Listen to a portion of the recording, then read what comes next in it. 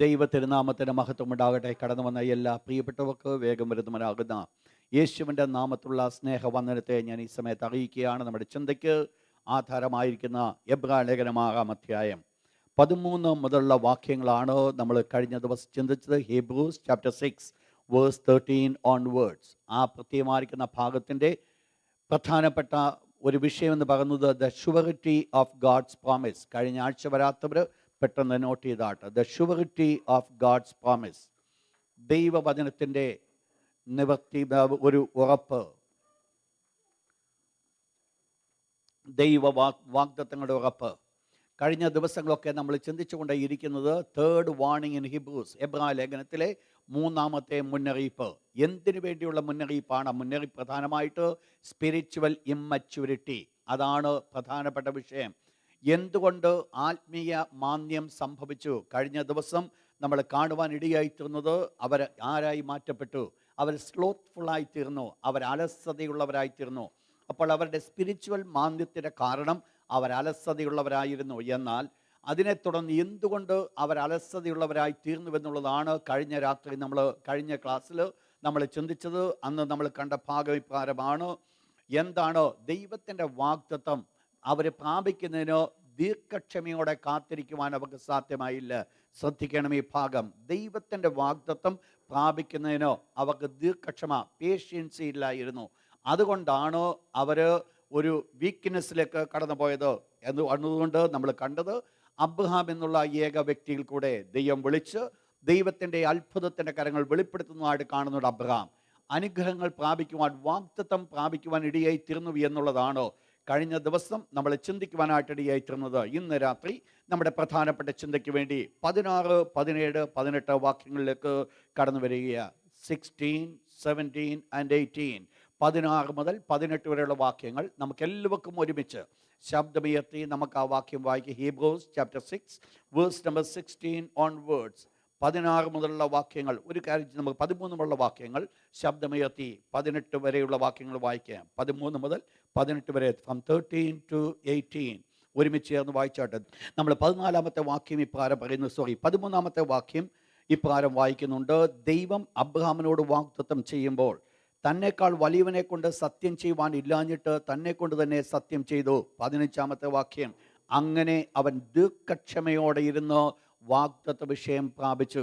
Abraham ദീർഘക്ഷമയോടെ ഇരുന്ന് വാഗ്ദത്ത നിവർത്തി പ്രാപിച്ചു. വാഗ്ദത്ത വിഷയം അബ്രഹാം പ്രാപിച്ചു. എന്തുകൊണ്ട് അബ്രഹാം ദീർഘക്ഷമയോടെ ഇരുന്നു? എന്താണ് അബ്രഹാം പേഷ്യൻ്റായിട്ട് ഇരിപ്പാനുള്ള കാരണം എന്നാണ് നിങ്ങൾ മനസ്സിലാക്കണം.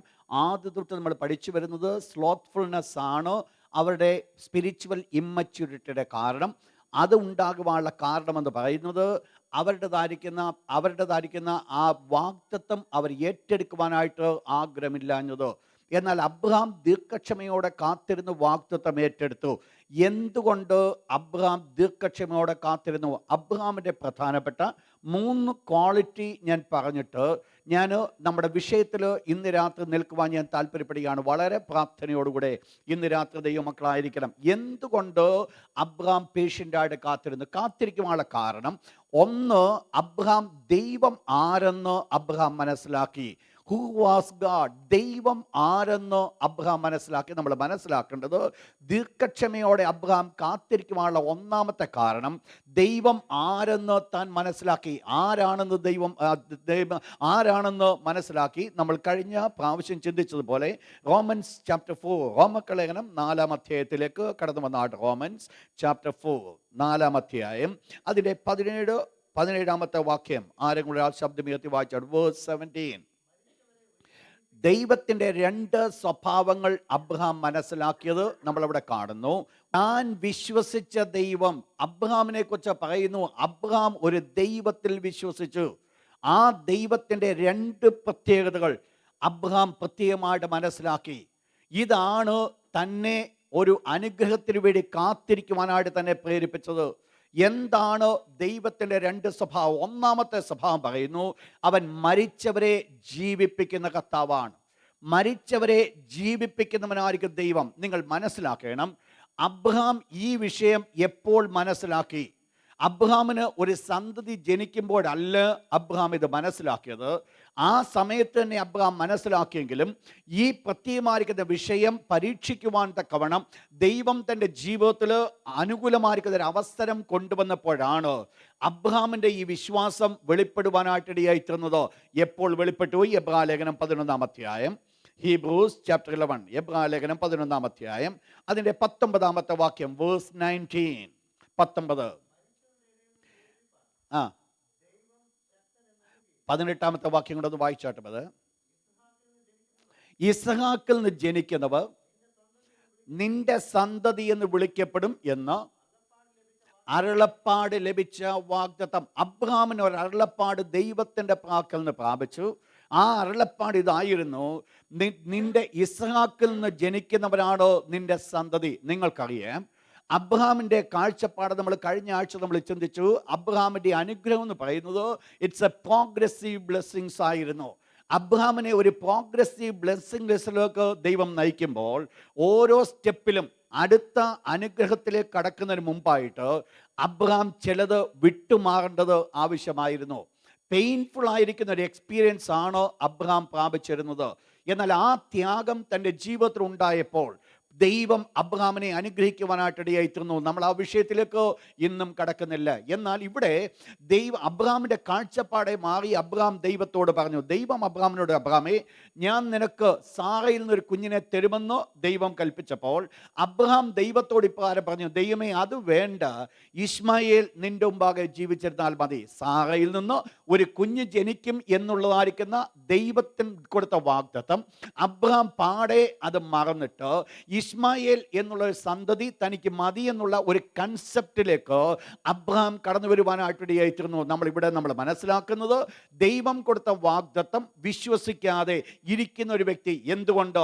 തൻ്റെ സാഹചര്യം അപ്രകാരമായതുകൊണ്ട്. തൻ്റെ വയസ്സ് 99, തൻ്റെ ഭാര്യയ്ക്ക് വയസ്സ് 89. ഇതുകൊണ്ട് താൻ അതിന് ആഗ്രഹിച്ചില്ല. എന്നാൽ ദൈവം പറയുണ്ടായി, നിന്നിൽ നിന്നോ നിന്റെ ഭാര്യയാകുന്ന സാറയിൽ നിന്നോ നിനക്കൊരു കുഞ്ഞിനെ തരും. അവനാണ് സന്തതിയായിരിക്കുന്നത്. അവരിൽ നിന്നാണ് ഞാൻ നിനക്ക് തന്ന വാഗ്ദത്തം നിറവേറ്റുവാൻ പോകുന്നത്. ദൈവം വ്യക്തമായിട്ട് കൽപ്പിച്ചു, സാറയിൽ നിന്ന് ജനിക്കുന്ന കുഞ്ഞാണ് അബ്രഹാമിൻ്റെ വാഗ്ദത്തം നിറവേറ്റപ്പെടണമെങ്കിൽ ഇപ്പോൾ ദൈവം കൽപ്പിക്കുകയാണ്, ഈ കുഞ്ഞാകുന്ന ഇസ്ഹാക്കിനെ നീ കൊണ്ട് യാഗം കഴിക്കുക. യാഗം കഴിക്കുവാനായിട്ട് അബ്രഹാം കടന്നു പോയപ്പോൾ അബ്രഹാമിൻ്റെ കൺസെപ്റ്റാണ് നമ്മളിപ്പോൾ വായിച്ചു കേട്ടത്. അബ്രഹാം ഒരു കാര്യം മനസ്സിലാക്കി, ദൈവത്തിൻ്റെ വാഗ്ദത്തം അബ്രഹാം ഏറ്റെടുത്തു. ഇസ്ഹാക്കിൽ നിന്ന് ജനിക്കുന്നവർ നിന്റെ സന്തതി എന്ന് വിളിക്കപ്പെടുമെന്നുള്ള ദൈവത്തിൻ്റെ വാഗ്ദത്തം താൻ ഏറ്റെടുത്തിട്ട് ആ തൻ്റെ കുഞ്ഞിനെ കൊണ്ട് യാഗം കൊടുക്കുവാൻ പോകുകയാണ്. ഈ വാഗ്ദത്തം താൻ ഏറ്റെടുത്ത് തൻ്റെ കുഞ്ഞിനെ യാഗം കൊടുക്കുവാൻ കൊണ്ടുപോകുമ്പോൾ എന്തായിരുന്നു അബ്രഹാമിൻ്റെ കാഴ്ചപ്പാട്? ദൈവത്തിൻ്റെ വിശുദ്ധ വചനം പറയുന്നു, മരിച്ചവരെ ജീവിപ്പിക്കുന്ന ഒരു ദൈവമാണ്. മനസ്സിലാക്കുക, ഇവിടെ അബ്രഹാം മനസ്സിലാക്കി, എൻ്റെ കുഞ്ഞിനെ കൊണ്ട് ഞാൻ യാഗമായി കൊടുക്കുവാൻ പോകുകയാണോ, ഈ യാഗമായി കൊടുക്കുന്ന കുഞ്ഞാണോ വീണ്ടും എൻ്റെ അവകാശിയായിട്ട് എഴുന്നേറ്റ് വരേണ്ടത്? അങ്ങനെയെങ്കിൽ ഈ ഇസ്ഹാക്കിനെ ഞാൻ യാഗമായി കൊടുക്കുമ്പോൾ ഇസ്ഹാക്ക് കൊല്ലപ്പെടുകയില്ല എന്നല്ല അബ്രഹാം ചിന്തിച്ചത്. ഞാൻ ഇസ്ഹാക്കിനെ യാഗമായി കൊടുക്കുവാൻ പോകുകയാണ്. ഈ യാഗപീഠത്തിൽ ഞാൻ ഇസ്ഹാക്കിനെ ബലിയർപ്പിക്കുവാൻ പോകുമ്പോൾ ഒരു പക്ഷെങ്കിൽ ആ തീ കൊണ്ട് ഇസ്ഹാക്ക് ചാമ്പലായി, വെറും ചാമ്പലായിരുന്നാലും ഈ ദൈവം എന്ത് ചെയ്യുവാൻ ശക്തനാണ്? ഈ ചാമ്പലിൽ നിന്ന് ഇസ്ഹാക്കിനെ എഴുന്നേൽപ്പിക്കുവാൻ ദൈവം ശക്തനാണ്. ശ്രദ്ധിക്കുക, എന്തുകൊണ്ട് ദൈവം ശക്തനാണ്? ദൈവം വാഗ്ദത്തം ചെയ്തു, ഇസ്ഹാക്കിൽ നിന്ന് ജനിക്കുന്നവർ നിന്റെ സന്തതി എന്ന് വിളിക്കപ്പെടുമെന്നുള്ള ദൈവത്തിൻ്റെ വാഗ്ദത്തം അബ്രഹാം ഏറ്റെടുത്തപ്പോൾ ഒരു കാര്യം മനസ്സിലാക്കി, ഈ ഇസ്ഹാക്ക് മരണപ്പെട്ടാലും ഇസ്ഹാക്കിനെ ജീവിപ്പിക്കുവാൻ ദൈവം ശക്തനാണ്. അതുകൊണ്ടാണ് അബ്രഹാം തൻ്റെ ബാല്യക്കാരുമായിട്ട് ഒരുമിച്ച് കടന്നുപോയി മോറിയ മലയിലേക്ക് കടന്നു പോകുന്ന സമയത്ത് അബ്രഹാം ഇപ്രകാരം പറഞ്ഞു, നിങ്ങൾ ഇവിടെ നിൽപ്പീൻ, ഞാനും എൻ്റെ മകനും കൂടെ കടന്നുപോയി യാഗം കഴിച്ച് ഞങ്ങൾ മടങ്ങി വരാം. ഞാൻ മടങ്ങി വരാമെന്നല്ല പറഞ്ഞത്, ഇവരെ ഒരു സോപ്പിട്ട് നിർത്തുകയല്ല അബ്രഹാം ചെയ്തത്. അബ്രഹാമിൻ്റെ ഉള്ളിൽ ഒരു വിശ്വാസമുണ്ടായിരുന്നു, ഈ കുഞ്ഞ് കുഞ്ഞ് ഈ ഇസ്ഹാക്ക് ഇവനെ ഞാൻ യാഗമായി കൊടുക്കുവാൻ പോകുകയാണ്. എന്നാൽ ഒരു കാര്യം സംഭവിക്കുവാൻ പോകുന്നു, ഈ ഇസ്ഹാക്കിനെ കൊണ്ട് ഞാൻ മടങ്ങി വരുവാൻ പോകുന്നു. ഇന്ന് രാത്രി ദൈവമക്കൾ മനസ്സിലാക്കണം, ഇസ്ഹാക്കിനെ കൊണ്ട് മടങ്ങി വരുമെന്ന് അബ്രഹാം വിശ്വസിക്കണമെങ്കിൽ അബ്രഹാം ഏത് ദൈവത്തിലാണ് വിശ്വസിച്ചതോ, അബ്രഹാം വിശ്വസിച്ച ദൈവത്തിന്റെ ഒന്നാമത്തെ പ്രത്യേകത അവൻ മരിച്ചവരെ ജീവിപ്പിക്കുന്ന ദൈവമാണ്. ഇന്ന് രാത്രി ദൈവത്തിന്റെ മക്കളോട് എനിക്ക് പറയുവാനുള്ളത്, എൻ്റെ ദൈവം, ഞാൻ വിശ്വസിക്കുന്ന ദൈവം എന്ന് പറയുന്നത് മരിച്ചവരെ ജീവിപ്പിക്കുന്ന ദൈവമാണ്. മരിച്ചവരെ ജീവിപ്പിക്കുന്ന ദൈവം എന്ന് ഞാൻ പറയുമ്പോൾ നിങ്ങൾ മനസ്സിലാക്കണം, ഈ സ്ഥാനത്ത് അബ്രഹാമിന്റെ മുൻപിൽ ഇസ്ഹാക്കിനെ കൊണ്ട് കൊടുത്താലും ഇസ്ഹാക്ക് ജീവിക്കുമായിരുന്നു. കാരണം അബ്രഹാം ഒരു ദൈവത്തെ വ്യക്തമായിട്ട് മനസ്സിലാക്കി, അബ്രഹാം ഒരു ദൈവത്തെ രുചിച്ചറിഞ്ഞു. എന്താ ദൈവത്തിന്റെ പ്രത്യേകത? ഈ ദൈവം മരിച്ചവരെ എഴുന്നേൽപ്പിക്കുവാൻ ശക്തനാണ്. ഇന്ന് രാത്രി മനസ്സിലാക്കണം, ആ ദൈവത്തോടുള്ള അണ്ടർസ്റ്റാൻഡിങ്, ദൈവത്തോടുള്ളതായിരിക്കുന്ന തൻ്റെതായിരിക്കും, ദൈവത്തെക്കുറിച്ച് അറിഞ്ഞതായിരിക്കും തൻ്റെ അറിവാണ് തൻ്റെ ജീവിതത്തിലോ ഈ അനുഗ്രഹം കാണുവാൻ ഇടയായത്. ഇന്ന് രാത്രി ഞാൻ ഓർപ്പിക്കട്ടെ, പ്രിയപ്പെട്ട ദൈവത്തിന്റെ മക്കളെ, മരിച്ചു കിടക്കുന്ന അവസ്ഥകൾ ജീവിതത്തിൽ ഉണ്ടെങ്കിൽ ഇന്ന് രാത്രി അബ്രഹാം വിശ്വസിച്ച ഒരു ദൈവം എൻ്റെയും നിങ്ങളുടെ ദൈവമെന്നോ വെളിപ്പെടുത്തി തരുവാൻ ഞാൻ ആഗ്രഹിക്കുന്നുണ്ട്. ആ ദൈവത്തിന് എന്ത് സാധിക്കും? മരിച്ചവരെ ജീവിപ്പിക്കുവാൻ ഈ ദൈവം ശക്തൻ. അതുകൊണ്ട് എല്ലാം നശിച്ചുവെന്ന് ചിന്തിക്കുവാനല്ല ദൈവം ഇവിടെ പറയുന്നത്. നശിച്ചു കിടക്കുന്ന സ്ഥാനത്ത് നിന്നാണ് ഇല്ലായ്മ ദൈവം ചെയ്യുവാൻ ആഗ്രഹിക്കുന്നത്, ജീവിപ്പിക്കുവാനായിട്ട് ആഗ്രഹിക്കുന്നത്. എന്നാൽ രണ്ടാമത് അബ്രഹാം ഒന്ന് മനസ്സിലാക്കി, ദൈവം മരിച്ചവരെ ജീവിപ്പിക്കുന്ന ദൈവം. രണ്ട്, അബ്രഹാം മനസ്സിലാക്കിയത് ഇല്ലാത്തതിനെ ഉള്ളതുപോലെ വിളിച്ചു വരുത്തുന്നവൻ. അബ്രഹാം ദൈവത്തെ മനസ്സിലാക്കി, ഇല്ല അതിൻ്റെ മധ്യത്തിൽ നിന്ന് ഉള്ളതുപോലെ വിളിച്ച്. എന്താ അതിൻ്റെ വിഷയം? നിങ്ങൾക്കറിയാം, ദൈവം വെളിച്ചം ഉണ്ടാകട്ടെ എന്ന് കൽപ്പിക്കുമ്പോൾ ദൈവം എവിടെ നിന്നാ വെളിച്ചം ഉണ്ടാകട്ടെ എന്ന് കൽപ്പിച്ചത്? വെളിച്ചത്തിൽ നിന്നിട്ടല്ല ദൈവം കൽപ്പിച്ചത്, ഇരുട്ടിൽ നിന്നിട്ടാണ്. മുഴുവൻ ഇരുട്ടിന്റെ നടുവിലായിരിക്കുമ്പോൾ ചുറ്റുപാടുകൾ മുഴുവൻ ഇരുള് മാത്രമേ തനിക്ക് കാണുവാനുള്ളൂ. അനുകൂലമായിരിക്കുന്ന ഒരു സാഹചര്യം പോലും കാണുവാനില്ല. എന്നാൽ ഇരുട്ടിന്റെ മധ്യത്തിൽ നിന്നുകൊണ്ട് സ്വർഗ്ഗത്തിലെ ദൈവം ഒരു കാര്യം കൽപ്പിച്ചു, വെളിച്ചം ഉണ്ടാകട്ടെ എന്ന് കൽപ്പിച്ചു. നിങ്ങൾ മനസ്സിലാക്കണം, വെളിച്ചവും ഇരുളും തമ്മിൽ വേർതിരിവായിരിക്കുമ്പോൾ, വെളിച്ചത്തിന് ഇരുളിന് ഇത് ഒരിക്കലും അതിന് ബന്ധപ്പെടുവാൻ സാധിക്കാതെ അത് തമ്മിൽ വ്യത്യസ്തമായിരിക്കുമ്പോൾ ദൈവം വെളിച്ചത്തെ കൊണ്ടുവന്നത് ഇരുട്ടിൽ നിന്നാണെന്നുള്ളത് നമ്മൾ മനസ്സിലാക്കണം. ഇരുട്ടിൽ നിന്ന് വെളിച്ചം കൊണ്ടുവന്ന് പറഞ്ഞപ്പോൾ നമ്മൾ മനസ്സിലാക്കണം, ദൈവം ഇരുട്ടിൽ നിന്നുകൊണ്ട്, ഇരുട്ടിനെ നോക്കിക്കൊണ്ട് ദൈവം ഒരു കാര്യം കൽപ്പിച്ചു. തൻ്റെ മനസ്സിലുണ്ടായിരുന്നു വെളിച്ചം എന്തായിരിക്കണം, എങ്ങനെയായിരിക്കണം. ദൈവം ഒരു കാര്യം കൽപ്പിച്ചു, വെളിച്ചം ഉണ്ടാകട്ടെ. That's all. ദൈവം വെളിച്ചമുണ്ടാകട്ടെ എന്ന് കൽപ്പിച്ചപ്പോൾ ഇരുട്ടിൽ നിന്ന് വെളിച്ചം ഉദിക്കുവാൻ കാരണം നിങ്ങൾ മനസ്സിലാക്കുന്നുണ്ട്. ഞാൻ പറഞ്ഞു വന്ന വേർഡ് ഇരുട്ടിൽ നിൽക്കുന്ന ദൈവമാണ്. ഇരുട്ടിൽ നിന്നുകൊണ്ടാണ് ദൈവം കൽപ്പിക്കുന്നത് വെളിച്ചമുണ്ടാകട്ടെ എന്ന്. അപ്പോൾ ഇരുട്ടിൽ നിന്ന് വെളിച്ചം ഉദിക്കുവാൻ ഒരു രീതിയിലും സാധ്യമല്ല. ഇരുട്ടുമാണ്, വെളിച്ചമാണ്. രണ്ടും തമ്മിൽ വ്യത്യസ്തമായിരിക്കുമ്പോൾ സ്വർഗ്ഗത്തിലെ ദൈവം അവിടുന്ന് കൽപ്പിക്കുകയാണ്, ഇരുട്ടിൽ നിന്ന് ഇരുട്ടിനെ നോക്കൊണ്ട് ദൈവം വിളിച്ചു, വെളിച്ചം കടന്നു വരട്ടെ എന്ന്. എന്നാൽ എന്ത് സംഭവിച്ചു? വെളിച്ചം ഉളവാകുവാൻ ഇടയായിത്തീർന്നു. ഇന്ന് രാത്രി ഒന്ന് ഓർപ്പിക്കണമേ, അബ്രഹാം വിശ്വസിച്ച ദൈവത്തിൻ്റെ രണ്ടാമത്തെ പ്രത്യേകത എന്ന് പറയുന്നത് ഇല്ലാത്തതിനെ ഉള്ളതുപോലെ വിളിച്ചു വരുത്തുവാൻ കഴിവുള്ളവൻ. ദൈവത്തിൻ്റെ രണ്ട് സ്വഭാവങ്ങളെ ഞാൻ ഇവിടെ വെളിപ്പെടുത്തുവാൻ ആഗ്രഹിക്കുന്നു. ഒന്നാമത്തെ ദൈവത്തിൻ്റെ സ്വഭാവം, ദൈവം എന്ത് ചെയ്തു? ഈ ഇസ്ഹാക്കിനെ എഴുന്നേൽപ്പിക്കുവാൻ, മരിച്ചവരെന്ന് ഉയർപ്പിക്കുവാൻ ദൈവം ശക്തനെന്ന് പറഞ്ഞപ്പോൾ അബ്രഹാം മനസ്സിലാക്കിയത്, my God is A wonder working God. എൻ്റെ ദൈവം അത്ഭുതങ്ങളുടെ ദൈവമാണ്, എൻ്റെ ദൈവം അതിശയങ്ങളുടെ ദൈവമാണ്. എന്നാൽ രണ്ടാമത് ദൈവം കൽപ്പിക്കുകയാണ്, ഇരുട്ടിൽ നിന്ന് വെളിച്ചം കടന്നു വരുവാൻ പറഞ്ഞപ്പോൾ നിങ്ങൾ മനസ്സിലാക്കണം, വെളിച്ചം ഇല്ലാതിരിക്കുന്ന ഒരു കാര്യം അത് പുതുതായിട്ട് ക്രിയേറ്റ് ചെയ്യുക. രണ്ടാമത് ദൈവത്തെ അബ്രഹാം മനസ്സിലാക്കിയത്, he is A creator, he is the creator. അവൻ സൃഷ്ടാവാകുന്ന ദൈവം. ഈ രണ്ട് സ്വഭാവം അബ്രഹാം മനസ്സിലാക്കി. ദൈവത്തിൻ്റെ രണ്ട് ക്യാരക്ടർ, ഒന്ന് he can do still perform miracle. ഇപ്പോഴും അവൻ അത്ഭുതം ചെയ്യുവാൻ സാധിക്കും, ഇപ്പോഴും അവൻ വീര്യപ്രവൃത്തി ചെയ്യുവാൻ സാധിക്കും, ഇപ്പോഴും മരണത്തിൽ നിന്ന് ജീവിപ്പിക്കുവാൻ അവന് സാധിക്കും.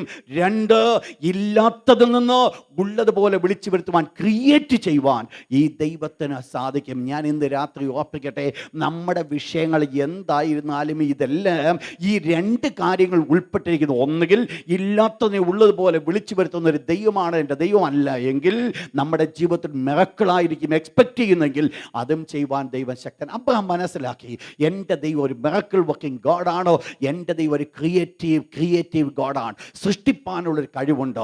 ഇത് രണ്ടും അബ്രഹാം മനസ്സിലാക്കിയത് കൊണ്ട് അബ്രഹാമിന് ലഭിച്ച ഗുണമെന്ന 4-ാം അധ്യായത്തിലേക്ക് വീണ്ടും കടന്നു വന്നാട്ട്. റോമൻസ് ചാപ്റ്റർ 4, റോമലേഖനം 4-ാം അധ്യായം അതിൻ്റെ 21-ാമത്തെ വാക്യം, verse 21. ഈ രണ്ട് കാര്യങ്ങൾ ദൈവത്തെക്കുറിച്ച് അബ്രഹാം മനസ്സിലാക്കിയപ്പോൾ അബ്രഹാം ഏറ്റെടുത്ത ഒരു കാര്യമുണ്ട്. തൻ്റെ ജീവിതത്തിൽ ഈ മിറക്കിൾ കാണുവാൻ, തൻ്റെ ജീവിതത്തിൽ ഈ അത്ഭുതങ്ങൾ കാണുവാനുള്ള കാരണം ദൈവത്തെ മനസ്സിലാക്കിയത് കൊണ്ടല്ല. നിങ്ങൾ മനസ്സിലാക്കണം, സങ്കീർത്തനം 91-ാം സങ്കീർത്തനം ഇപ്പോൾ ഒരു വാക്യമുണ്ട്, അവൻ എൻ്റെ നാമത്തെ അറിയാൽ ഞാൻ അവനെ ഉയർത്തും. അപ്പോൾ ദൈവത്തിൻ്റെ നാമത്തെ അറിയുക എന്ന് പറഞ്ഞാൽ ദൈവത്തിൻ്റെ സ്വഭാവത്തെ മനസ്സിലാക്കുക. ദൈവത്തിൻ്റെ സ്വഭാവത്തെ ആര് മനസ്സിലാക്കിയിട്ടുണ്ട്, അവരുടെ ജീവിതത്തിൽ അത്ഭുതം നടന്നിട്ടുണ്ട്. ദൈവം രക്ഷിക്കുന്നവനെന്ന് മനസ്സിലാക്കിയിട്ടുണ്ടെങ്കിൽ നാം രക്ഷിക്കപ്പെട്ടിട്ടുണ്ട്. ദൈവം സൗഖ്യമാക്കുന്നവൻ ഞാൻ മനസ്സിലാക്കിയിട്ടുണ്ടെങ്കിൽ ഞാൻ സൗഖ്യമായിട്ടുണ്ട്. ദൈവം വിടുവിക്കുന്നവൻ ഞാൻ മനസ്സിലാക്കിയിട്ടുണ്ടെങ്കിൽ ഞാൻ വിടുവിക്കപ്പെട്ടിട്ടുണ്ട്. ദൈവം എന്ത് ചെയ്യുമെന്ന് ഞാൻ മനസ്സിലാക്കിയിട്ടുണ്ടോ, ആ മനസ്സിലാക്കിയിരിക്കുന്ന വെറുതെ അല്ല മനസ്സിലാക്കുന്നത്, അതെൻ്റെ ജീവിതത്തിൽ അത് വിടുതലാണ്. ദൈവമക്കൾ മനസ്സിലാക്കണം. ഇസ്രായേൽ മക്കളോട് ദൈവം പ്രകാരം കൽപ്പിച്ചു, അവരോട് പറഞ്ഞത്, ഞാൻ നിങ്ങളെ സൗഖ്യമാക്കുന്ന യഹോവയാണ്, മിസ്രൈമ്യർക്ക് വരുത്തിയ യാതൊരു വ്യാധിയും ഞാൻ നിങ്ങൾക്ക് വരുത്തിയില്ല. ആ സമയം മുതൽ എന്ത് സംഭവിച്ചു, ദൈവത്തിൻ്റെ വചനം അവരനുസരിച്ച് നടന്നിടത്തോളം അവരുടെ ശരീരം ആരോഗ്യമുള്ളതായി തീർന്നു. പാമ്പും സപ്പവുമുള്ള വഴികൾ കൂടെ, മരുഭൂമിയിൽ കൂടെ അവർ സഞ്ചരിച്ചുവെങ്കിലും ഒരു സപ്പം പോലും അവരെ കടിക്കാതെ, ഒരു തേള് പോലും അവരെ കുത്താതെ സ്വർഗ്ഗത്തിലെ ദൈവം അവരെ പരിപാലിച്ചു. എന്തുകൊണ്ടാണ് പരിപാലിച്ചെന്നറിയാമോ? അവർ ദൈവത്തിൻ്റെ കവനന്റ് പീപ്പിളാണ്, ദൈവത്തോട് ഉടമ്പടിയെടുത്ത ജനമാണ്, ദൈവത്തിൻ്റെ വാഗ്ദത്തം പ്രാപിച്ച് മുൻപോട്ട് കടന്നു പോകുന്ന ജനമാണ്. നിങ്ങൾക്കറിയാം, എപ്പോഴാണ് അവരെ സപ്പം കടിക്കുവാൻ ഇടയായി തീർന്നറിയാമോ? അവർ പാപം ചെയ്യുവാൻ ഇടയായി തീർന്നപ്പോൾ. അതിനു മുൻപായിട്ട് ഒരു ശക്തിക്കും അവരെ തൊടുവാൻ സാധ്യമായി. ഇന്ന് രാത്രി ദൈവത്തിൻ്റെ വചനം കേൾക്കുന്ന പ്രിയപ്പെട്ടവരോട് ഞാൻ ഓർപ്പിക്കട്ടെ, ദൈവം നമുക്കൊരു വാഗ്ദത്തം തന്നിട്ടുണ്ടെങ്കിൽ, ദൈവത്തോട് ഉടമ്പടി ഞാൻ ചെയ്തിട്ടുണ്ടെങ്കിൽ, ഒരു ചുറ്റുപാടുകൾക്കുള്ള ഒരു ശക്തിക്കും നിന്റെ വലതും ഇടത്തും പലരെയും സപ്പം കടിച്ചെന്നിരിക്കും, നിന്റെ വലതും ഇടത്തും പലരെയും തേള് കുത്തിയെന്നിരിക്കും. പക്ഷേ ആ തേളിന് കുത്തലിന് വേണ്ടി അല്ല ദൈവം നിന്നെ നിർത്തിയിരിക്കുന്നത്, ആ സപ്പം കടിക്കുവാനല്ല ദൈവം നിന്നെ നിർത്തിയിരിക്കുന്നത്. നീ ഒരു പ്രത്യേകതയുള്ള ജനമാണോ, ദൈവത്താൻ്റെ ഉടമ്പടി പ്രാപിച്ചൊരു ജനമാണ്. അപ്പോൾ അബ്രഹാം ഇത് മനസ്സിലാക്കിയപ്പോൾ അബ്രഹാം എന്ത് ചെയ്തു? ഈ അനുഗ്രഹങ്ങളൊക്കെ പ്രാപിക്കുവാനുള്ള ഒരു കാരണം, അവൻ വാഗ്ദത്തം ചെയ്തത് നിറവേറ്റുവാൻ ശക്തനെന്ന് അബ്രഹാം വിശ്വസിച്ചു. അനുഗ്രഹത്തിൻ്റെ കാരണം അവതാ.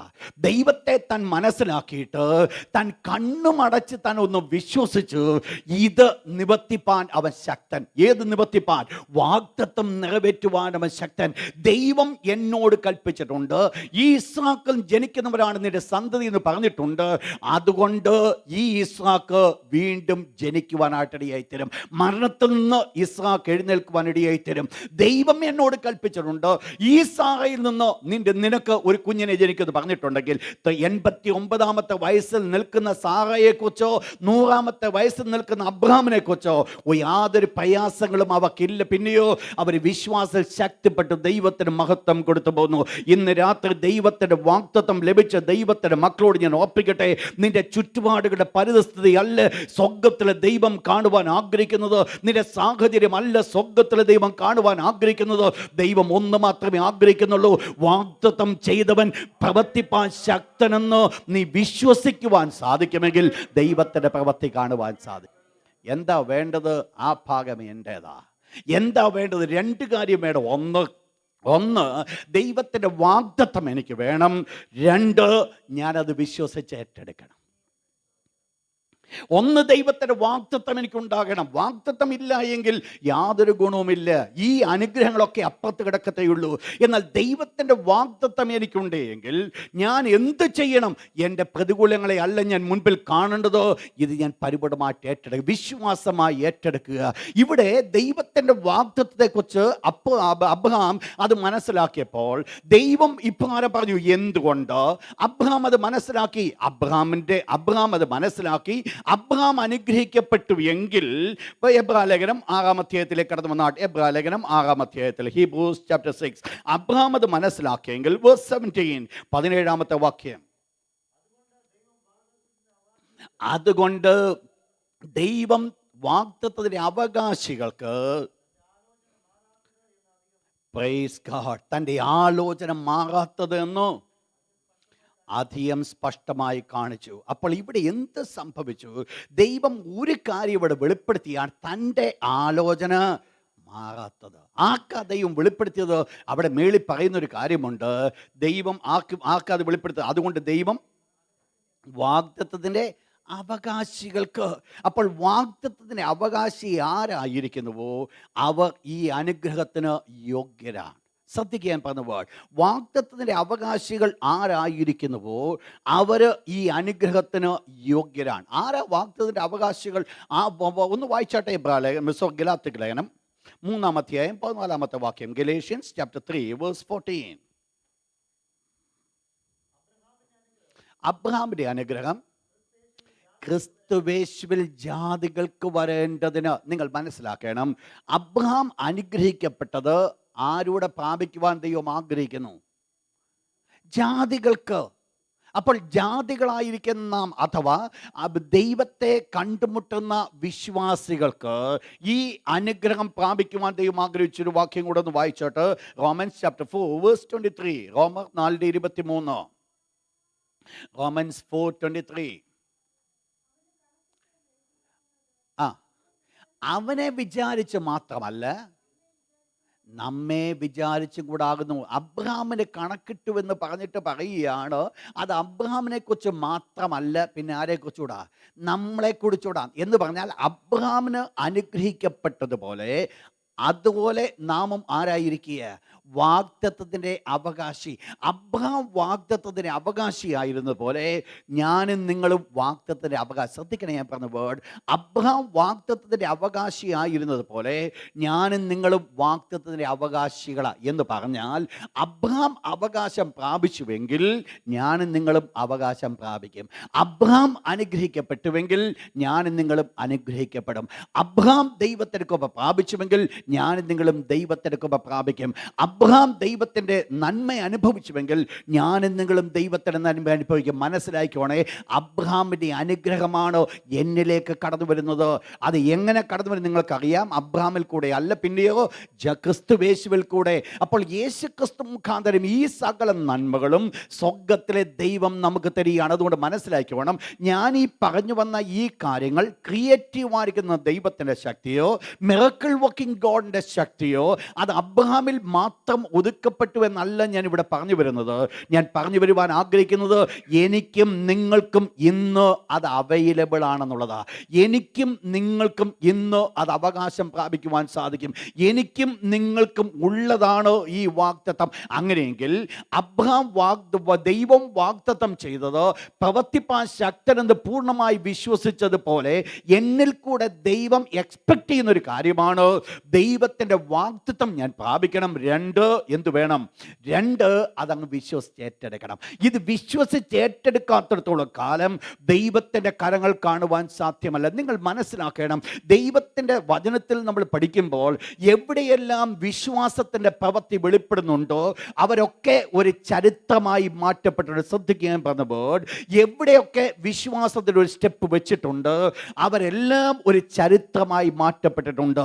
അങ്ങനെയെങ്കിലൊന്ന് ഓർത്തോണേ, എൻ്റെ ജീവിതത്തിൽ വിശ്വാസത്തിൻ്റെ കാൽവെപ്പ് വെക്കുന്നുവെങ്കിൽ നാളത്തേക്കുള്ളൊരു ചരിത്രമാണ് ഞാനെന്നുള്ളത് മറന്നു കളയരുത്. ഇന്ന് ഇരിക്കുന്ന പ്രിയപ്പെട്ടവരോട് ഞാൻ പറയുവാൻ ആഗ്രഹിക്കുന്നത്, ഇന്ന് വിശ്വാസത്തിൻ്റെ ഒരു കാൽവെപ്പ് നിങ്ങൾ വെക്കുന്നുവെങ്കിൽ നാളെ ചരിത്രം പഠിപ്പിക്കുവാൻ തക്കമുള്ള ഒരു വ്യക്തിയാണ് നമ്മളെന്നുള്ളത് മറന്നു കളയരുത്. കാരണം ദൈവത്തിൻ്റെ പാദങ്ങളിൽ ആര് വിശ്വാസത്തിൻ്റെ സ്റ്റെപ്പ് വെച്ചിട്ടുണ്ട് അവരൊക്കെ ഒരു ചരിത്രമായി തീർന്നിട്ടുണ്ട്. പ്രതികൂലങ്ങളുടെ നടുവിൽ നോഹ ഒരു വിശ്വാസത്തിൻ്റെ കാൽവെപ്പ് വെച്ചപ്പോൾ എടുത്തപ്പോൾ നോഹ ഒരു ചരിത്രമായി തീർന്നു. വിശ്വാസത്തിന്റെ കാൽവെപ്പ് ഹാനോക്ക് എടുത്തപ്പോൾ അതൊരു ചരിത്രമായി തീർന്നു. നമ്മൾ 11-ാം അധ്യായം പഠിക്കുമ്പോൾ നമ്മൾ ഇതെല്ലാം ഡീറ്റെയിൽ ആയിട്ട് നമ്മൾ പഠിക്കും. ഞാൻ പറഞ്ഞു വരുന്നത് ഇതാണ്, ആരെല്ലാം വിശ്വാസ സ്റ്റെപ്പ് വെച്ചിട്ടുണ്ട് അവരൊക്കെ ഒരു ചരിത്രമായി മാറ്റപ്പെട്ടുമെങ്കിൽ അതൊരു സാധാരണപ്പെട്ട വ്യക്തികളുടെ കൂട്ടത്തിലല്ല ഈ പ്രിയപ്പെട്ടവരൊക്കെ കിടന്നത്. പിന്നെ ഒരു എക്സ്ട്രാ ഓർഡിനറി ഒരു ഗ്രൂപ്പിലേക്ക് അവർ മാറ്റപ്പെട്ടുവെങ്കിൽ എൻ്റെയും നിങ്ങളുടെ പേരുകൾ, എൻ്റെയും നിങ്ങളുടെ ജീവിതം ഒരു എക്സ്ട്രാ ഓർഡിനറി ആയിട്ട് മാറ്റപ്പെടണമെങ്കിൽ ഒന്ന് മാത്രമേ ദൈവം എക്സ്പെക്ട് ചെയ്യുന്നുള്ളൂ, വിശ്വാസത്തിൽ കാൽവെപ്പെടുത്തി വെക്കുക. അതിൻ്റെ അർത്ഥം എനിക്ക് യാതൊരു കഴിവുമില്ല, എന്നെ കൊണ്ടൊന്നും പറ്റത്തില്ല എന്ന് പറയുന്ന ഒരു വാക്കല്ല ദൈവം ഇവിടെ എക്സ്പെക്ട് ചെയ്യുന്നത്. ദൈവം എക്സ്പെക്ട് ചെയ്യുന്ന ഒറ്റ കാര്യമുള്ളൂ, അടുത്തൊരു സ്റ്റെപ്പിലെ കാലെടുത്ത് വെക്കുക. എന്താ ഇവിടുത്തെ വിഷയം? വാഗ്ദത്തം പ്രാപിക്കേണ്ടത് വളരെ ആവശ്യമാണ്. വാഗ്ദത്തം പ്രാപിച്ചിട്ട് അത് പരിപൂർണമായിട്ട് അത് ഏറ്റെടുക്കണം, അത് പൂർണ്ണമായിട്ട് അങ്ങ് വിശ്വസിക്കുക. എങ്ങനെയാണ് വിശ്വസിക്കുന്നത്? കഴിഞ്ഞ ആഴ്ചയിൽ നമ്മൾ കാണുവാനിടയായി തീർന്നു. ദൈവത്തിൻ്റെ ആലോചനയുടെ പ്രത്യേകത എന്താണ്? പ്രത്യേകത നിങ്ങൾ മനസ്സിലാക്കണം. ഇത് സംഭവിക്കും എന്നുള്ളത് ദൈവം എങ്ങനെയാ വെളിപ്പെടുത്തിയത്? സാധാരണ വെളിപ്പെടുത്തിയല്ല, രണ്ട് കാര്യങ്ങളാൽ അബ്രഹാമിന് ഉറപ്പ് കൊടുക്കുവാനായിട്ടിടയായി. ശ്രദ്ധിച്ചോണം ഞാൻ പറഞ്ഞ വേർഡ്. ദൈവം തൻ്റെ വാഗ്ദത്തം നിറവേറ്റുമെന്നുള്ളത് രണ്ട് കാര്യങ്ങളാൽ അബ്രഹാമിന് ഉറപ്പ് കൊടുക്കുവാനിടയായി തീർന്നു. എന്തൊക്കെയാണ്? വായിച്ചാട്ട് അതിൻ്റെ 15-16 വാക്യം, സോറി അതിൻ്റെ 14-ാമത്തെ വാക്യം ഒന്ന് വായിച്ചാട്ട് അതിനുശേഷം 16-ാമത്തെ വാക്യം കൂടെ. ഇവിടെ നമ്മൾ മനസ്സിലാക്കണം, രണ്ട് കാര്യങ്ങൾ കൊണ്ട് ദൈവം അബ്രഹാമിനെ ഉറപ്പെടുത്തു. ഒന്ന്, ദൈവം ഒരു പ്രോമിസ് അബ്രഹാമിന് കൊടുത്തു, വാഗ്ദത്തം, A promise. God gave a promise to Abraham. അതാണ് ദൈവത്തിൻ്റെ വാഗ്ദത്തം നിറവേറ്റപ്പെടുന്നുള്ള ഉറപ്പ് അവിടെ. രണ്ടാമത് കാണുന്നത് ഒരാണയാൽ, ഒരു ഓത്ത്.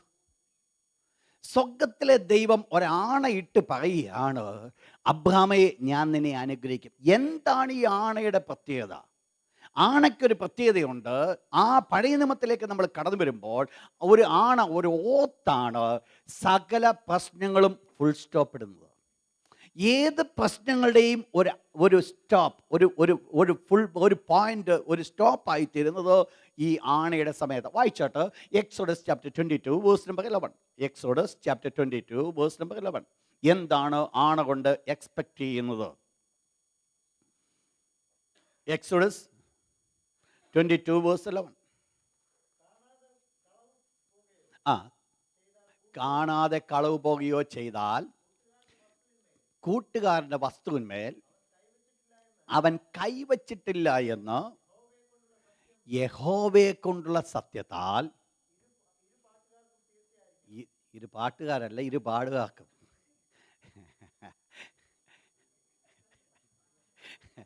പാട്ടെന്നാണ് എഴുതിയേക്കുന്നത്. ഇരുപാട് രണ്ട് ഭാഗത്തുള്ളവർക്കും ഉറപ്പാകുമെന്ന്.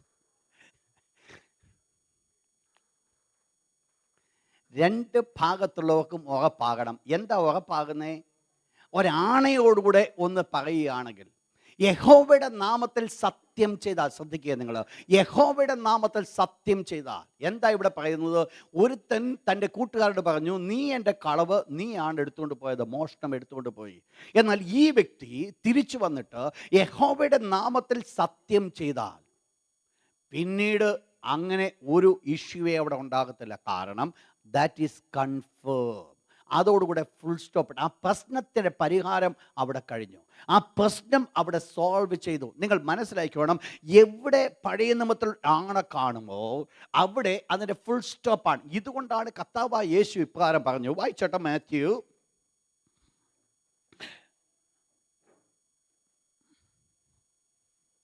ചാപ്റ്റർ 5 വേഴ്സ് 33 to 37, 33 മുതൽ 37 വരെയുള്ള വാക്യം.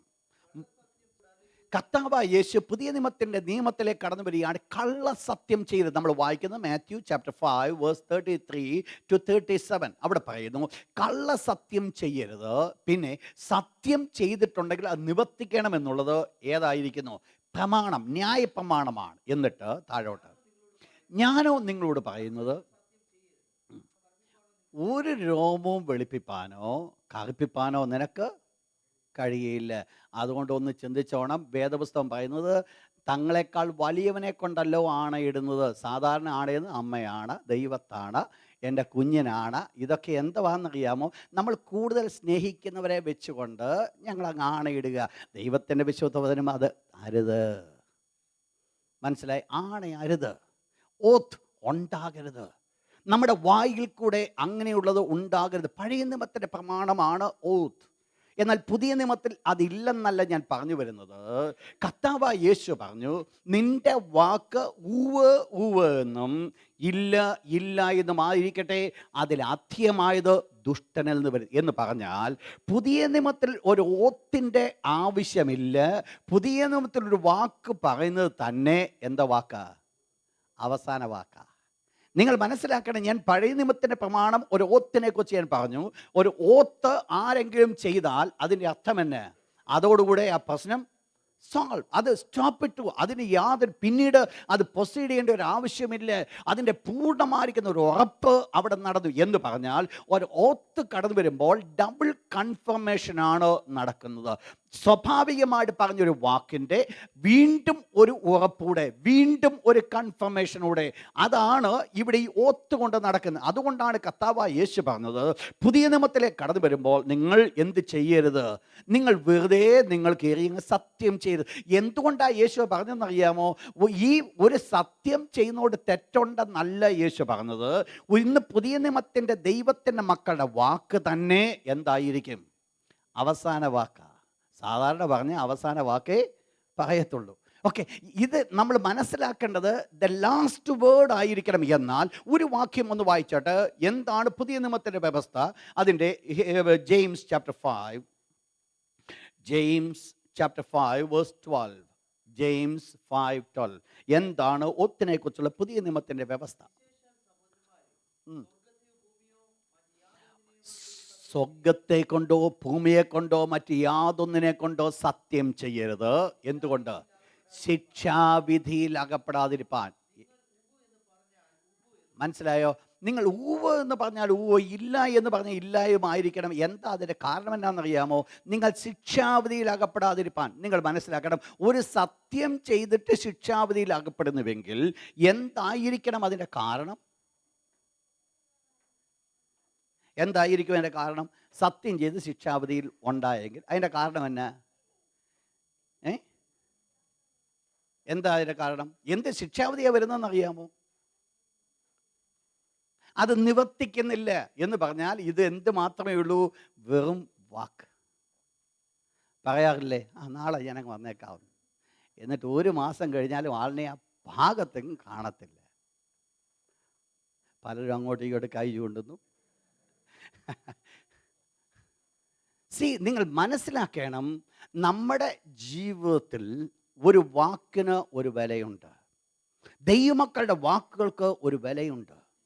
അവരുടെ യാക്കോബ് അപ്പോസ്തലൻ പറയുന്നു, നിങ്ങളുടെ വാക്ക് ഊവ് ഊവ് എന്നായിരിക്കട്ടെ, അല്ലെങ്കിൽ നിങ്ങൾക്ക് എന്തുണ്ടാകും? ശിക്ഷാവിധി ഉണ്ടാകും. വായിച്ചു സഭാപ്രസംഗി എക്ലിയാസ്റ്റിക് chapter 5 verse 4 and 5 and 6. 4 മുതൽ 6 വരെ. എക്ലിയാസ്റ്റിക് chapter 5 verse 4 to 6. നിങ്ങൾ നല്ല പേന എടുത്ത് അണ്ടർലൈൻ ചെയ്തു. ആ ബൈബിള് വളരെ അനുഗ്രഹിക്കപ്പെട്ട വാക്യമാണ്. വല്ലപ്പോഴും ഒരടി കിട്ടുമ്പോൾ ഒന്ന് ഓർത്തോണം. ഓക്കെ. ദൈവത്തിന് നേർച്ച തന്നാൽ കഴിക്കുന്നതിന് താമസിക്കരുത്. അപ്പം ദൈവത്തിന് മുൻപിൽ എന്തെങ്കിലും സത്യം ചെയ്തിട്ട് ചെയ്യാതിരുന്നാൽ അവൻ ആര്? മൂഢൻ. എന്നിട്ട് താഴോട്ട്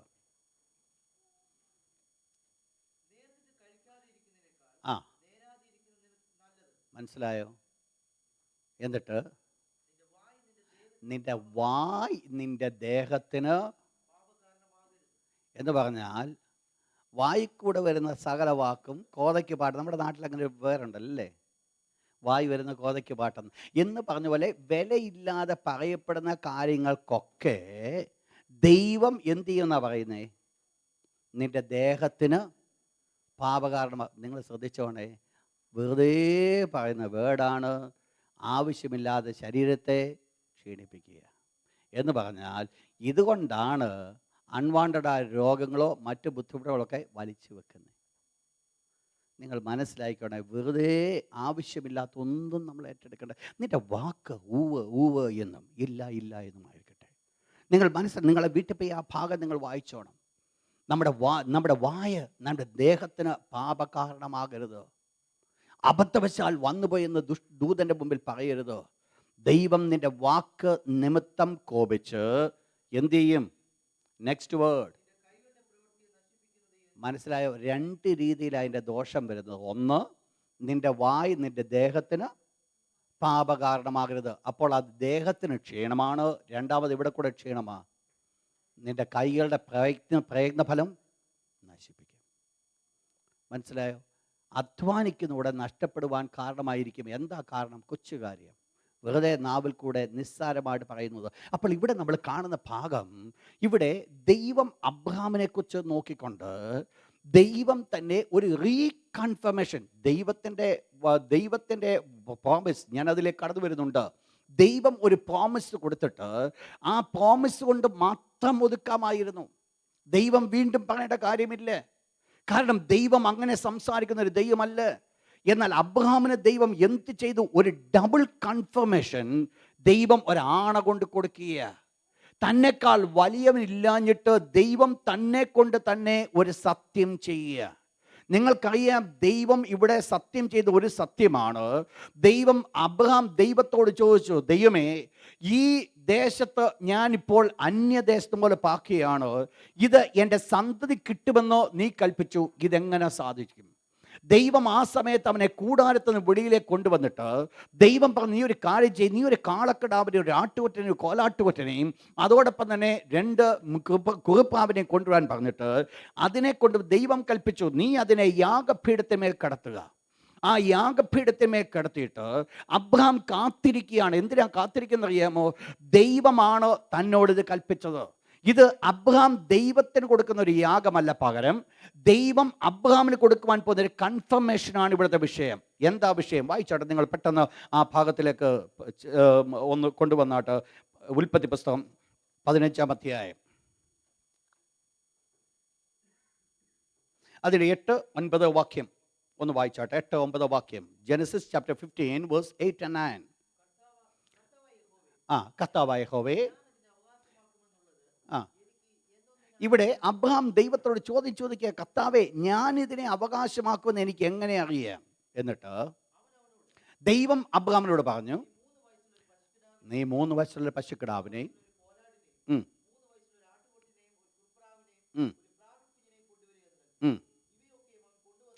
യെസ്. എന്നിട്ട് നിങ്ങൾക്ക് താഴത്തെ വാക്യം 17-ാമത്തെ വാക്യം 17 വേഴ്സ് 17. സൂര്യൻ അസ്തമിക്കുന്ന സമയം പുകയുന്ന ഒരു തീച്ചുള ആ ഭാഗത്തിൻ്റെ നടുവേ കടന്നുപോയി. എന്താ ഇവിടെ സംഭവിച്ചെന്നറിയാമോ? ജ്വലിക്കുന്ന ഒരു പന്തം ഈ 2 കീറി മുറിച്ച് വെച്ചിരിക്കുന്ന മൃഗങ്ങളെ 2 ഭാഗങ്ങളായിട്ട് ഒത്ത നടുവെ 2 പാർട്ടായിട്ട് വെച്ചിരിക്കുകയാണോ പ്രാവിനെ ഒഴിച്ച്. ഇത് ഈ ഭാഗങ്ങൾ 2 ഭാഗമായിട്ട് വെച്ചിട്ട് ആ ഭാഗത്തിന് നടുവേ ഈ തീപന്തം കടന്നുപോയി. എന്താ അതിൻ്റെ അർത്ഥം എന്നാണെന്നറിയാമോ? ഇവിടെ ദൈവം ഒരു ഉടമ്പടി അബ്രഹാമിനോട് ചെയ്യുക. എന്താ ചെയ്യുന്നതെന്നറിയാമോ? അബ്രഹാമേ, പഴയ നിയമത്തിൻ്റെ പ്രമാണമായിരുന്നു. 2 പേര് ഒരു ഉടമ്പടി ചെയ്യുന്നതായ സമയത്ത് അവരുടെ ഉടമ്പടിയുടെ അടയാളമായി ഒരു മൃഗത്തെ എടുത്ത് അതിനെ നടുവേ പിളർന്ന് അതിനെ 2 ഭാഗം വെച്ചിട്ട് ഈ 2 പേരും അതിൻ്റെ നടുവിൽ കൂടെ നടന്നു പോകും. അതിൽ കൂടെ അവർ അർത്ഥമാക്കുന്ന ഇപ്രകാരമാണ്, എൻ്റെ ഈ ഉടമ്പടിയിൽ നിന്ന് ഏതെങ്കിലും കാലത്ത് ഞാനത് ലംഘിക്കുന്നുവെങ്കിൽ ഈ മൃഗത്തിന് സംഭവിച്ചത് എനിക്ക് സംഭവിക്കട്ടെ. അപ്പോൾ ഒരു കാരണവശാലും അവരുടെ ആ തീരുമാനത്തിൽ നിന്ന് മാറുവാൻ സാധിക്കത്തില്ലായിരുന്നു. കാരണം തങ്ങളെക്കൊണ്ട് തന്നെയാണ് അവർ സത്യം ചെയ്തത്. തങ്ങൾ ഈ ഉടമ്പടിയിൽ നിന്ന് മാറുകയാണെങ്കിൽ ഞങ്ങൾ മരിക്കട്ടെ എന്ന് അവർ സ്വയമായിട്ട് വിധിക്കുകയായിരുന്നു. നിങ്ങൾ മനസ്സിലാക്കി, ഇതേ കാര്യമാണ് സ്വർഗത്തിലെ ദൈവം അബ്രഹാമിനോട് ഉടമ്പടി ചെയ്യുന്നത്. ഈ മൃഗങ്ങളെ നടുവേ കീറി മുറിച്ച് അബ്രഹാം കാത്തിരിക്കുക. എന്തിനു വേണ്ടിയാ കാത്തിരുന്നറിയാമോ? വിഷയം എന്ന് പറയുന്നത്, ദൈവത്തോട് അബ്രഹാം ഒരു ചോദ്യം ചോദിച്ചു, ഇത് ഞാൻ എങ്ങനെ അവകാശമാക്കും? ദൈവം അതിന് ഒരു മറുപടിയാണ് കൊടുത്തത്. നീ ഇത് കൊണ്ടുപോകാൻ പറഞ്ഞത് ഇത് കൊണ്ടുവന്നിട്ട് ദൈവം കൽപ്പിച്ചതുപോലെ തന്നെ കീറി മുറിച്ച് വെച്ചിരിക്കുകയാണ്. എന്നാൽ പ്രാവിനെ കീറി മുറിക്കുവാൻ ദൈവ വ്യവസ്ഥ ഇല്ലാത്തത് കൊണ്ടാണ് അത് കഴുത്ത് പിടിച്ച് എടുത്തു കളഞ്ഞത്. ഇതിനകത്ത് അബ്രഹാം ഒരു തെറ്റും ചെയ്തിട്ടില്ല.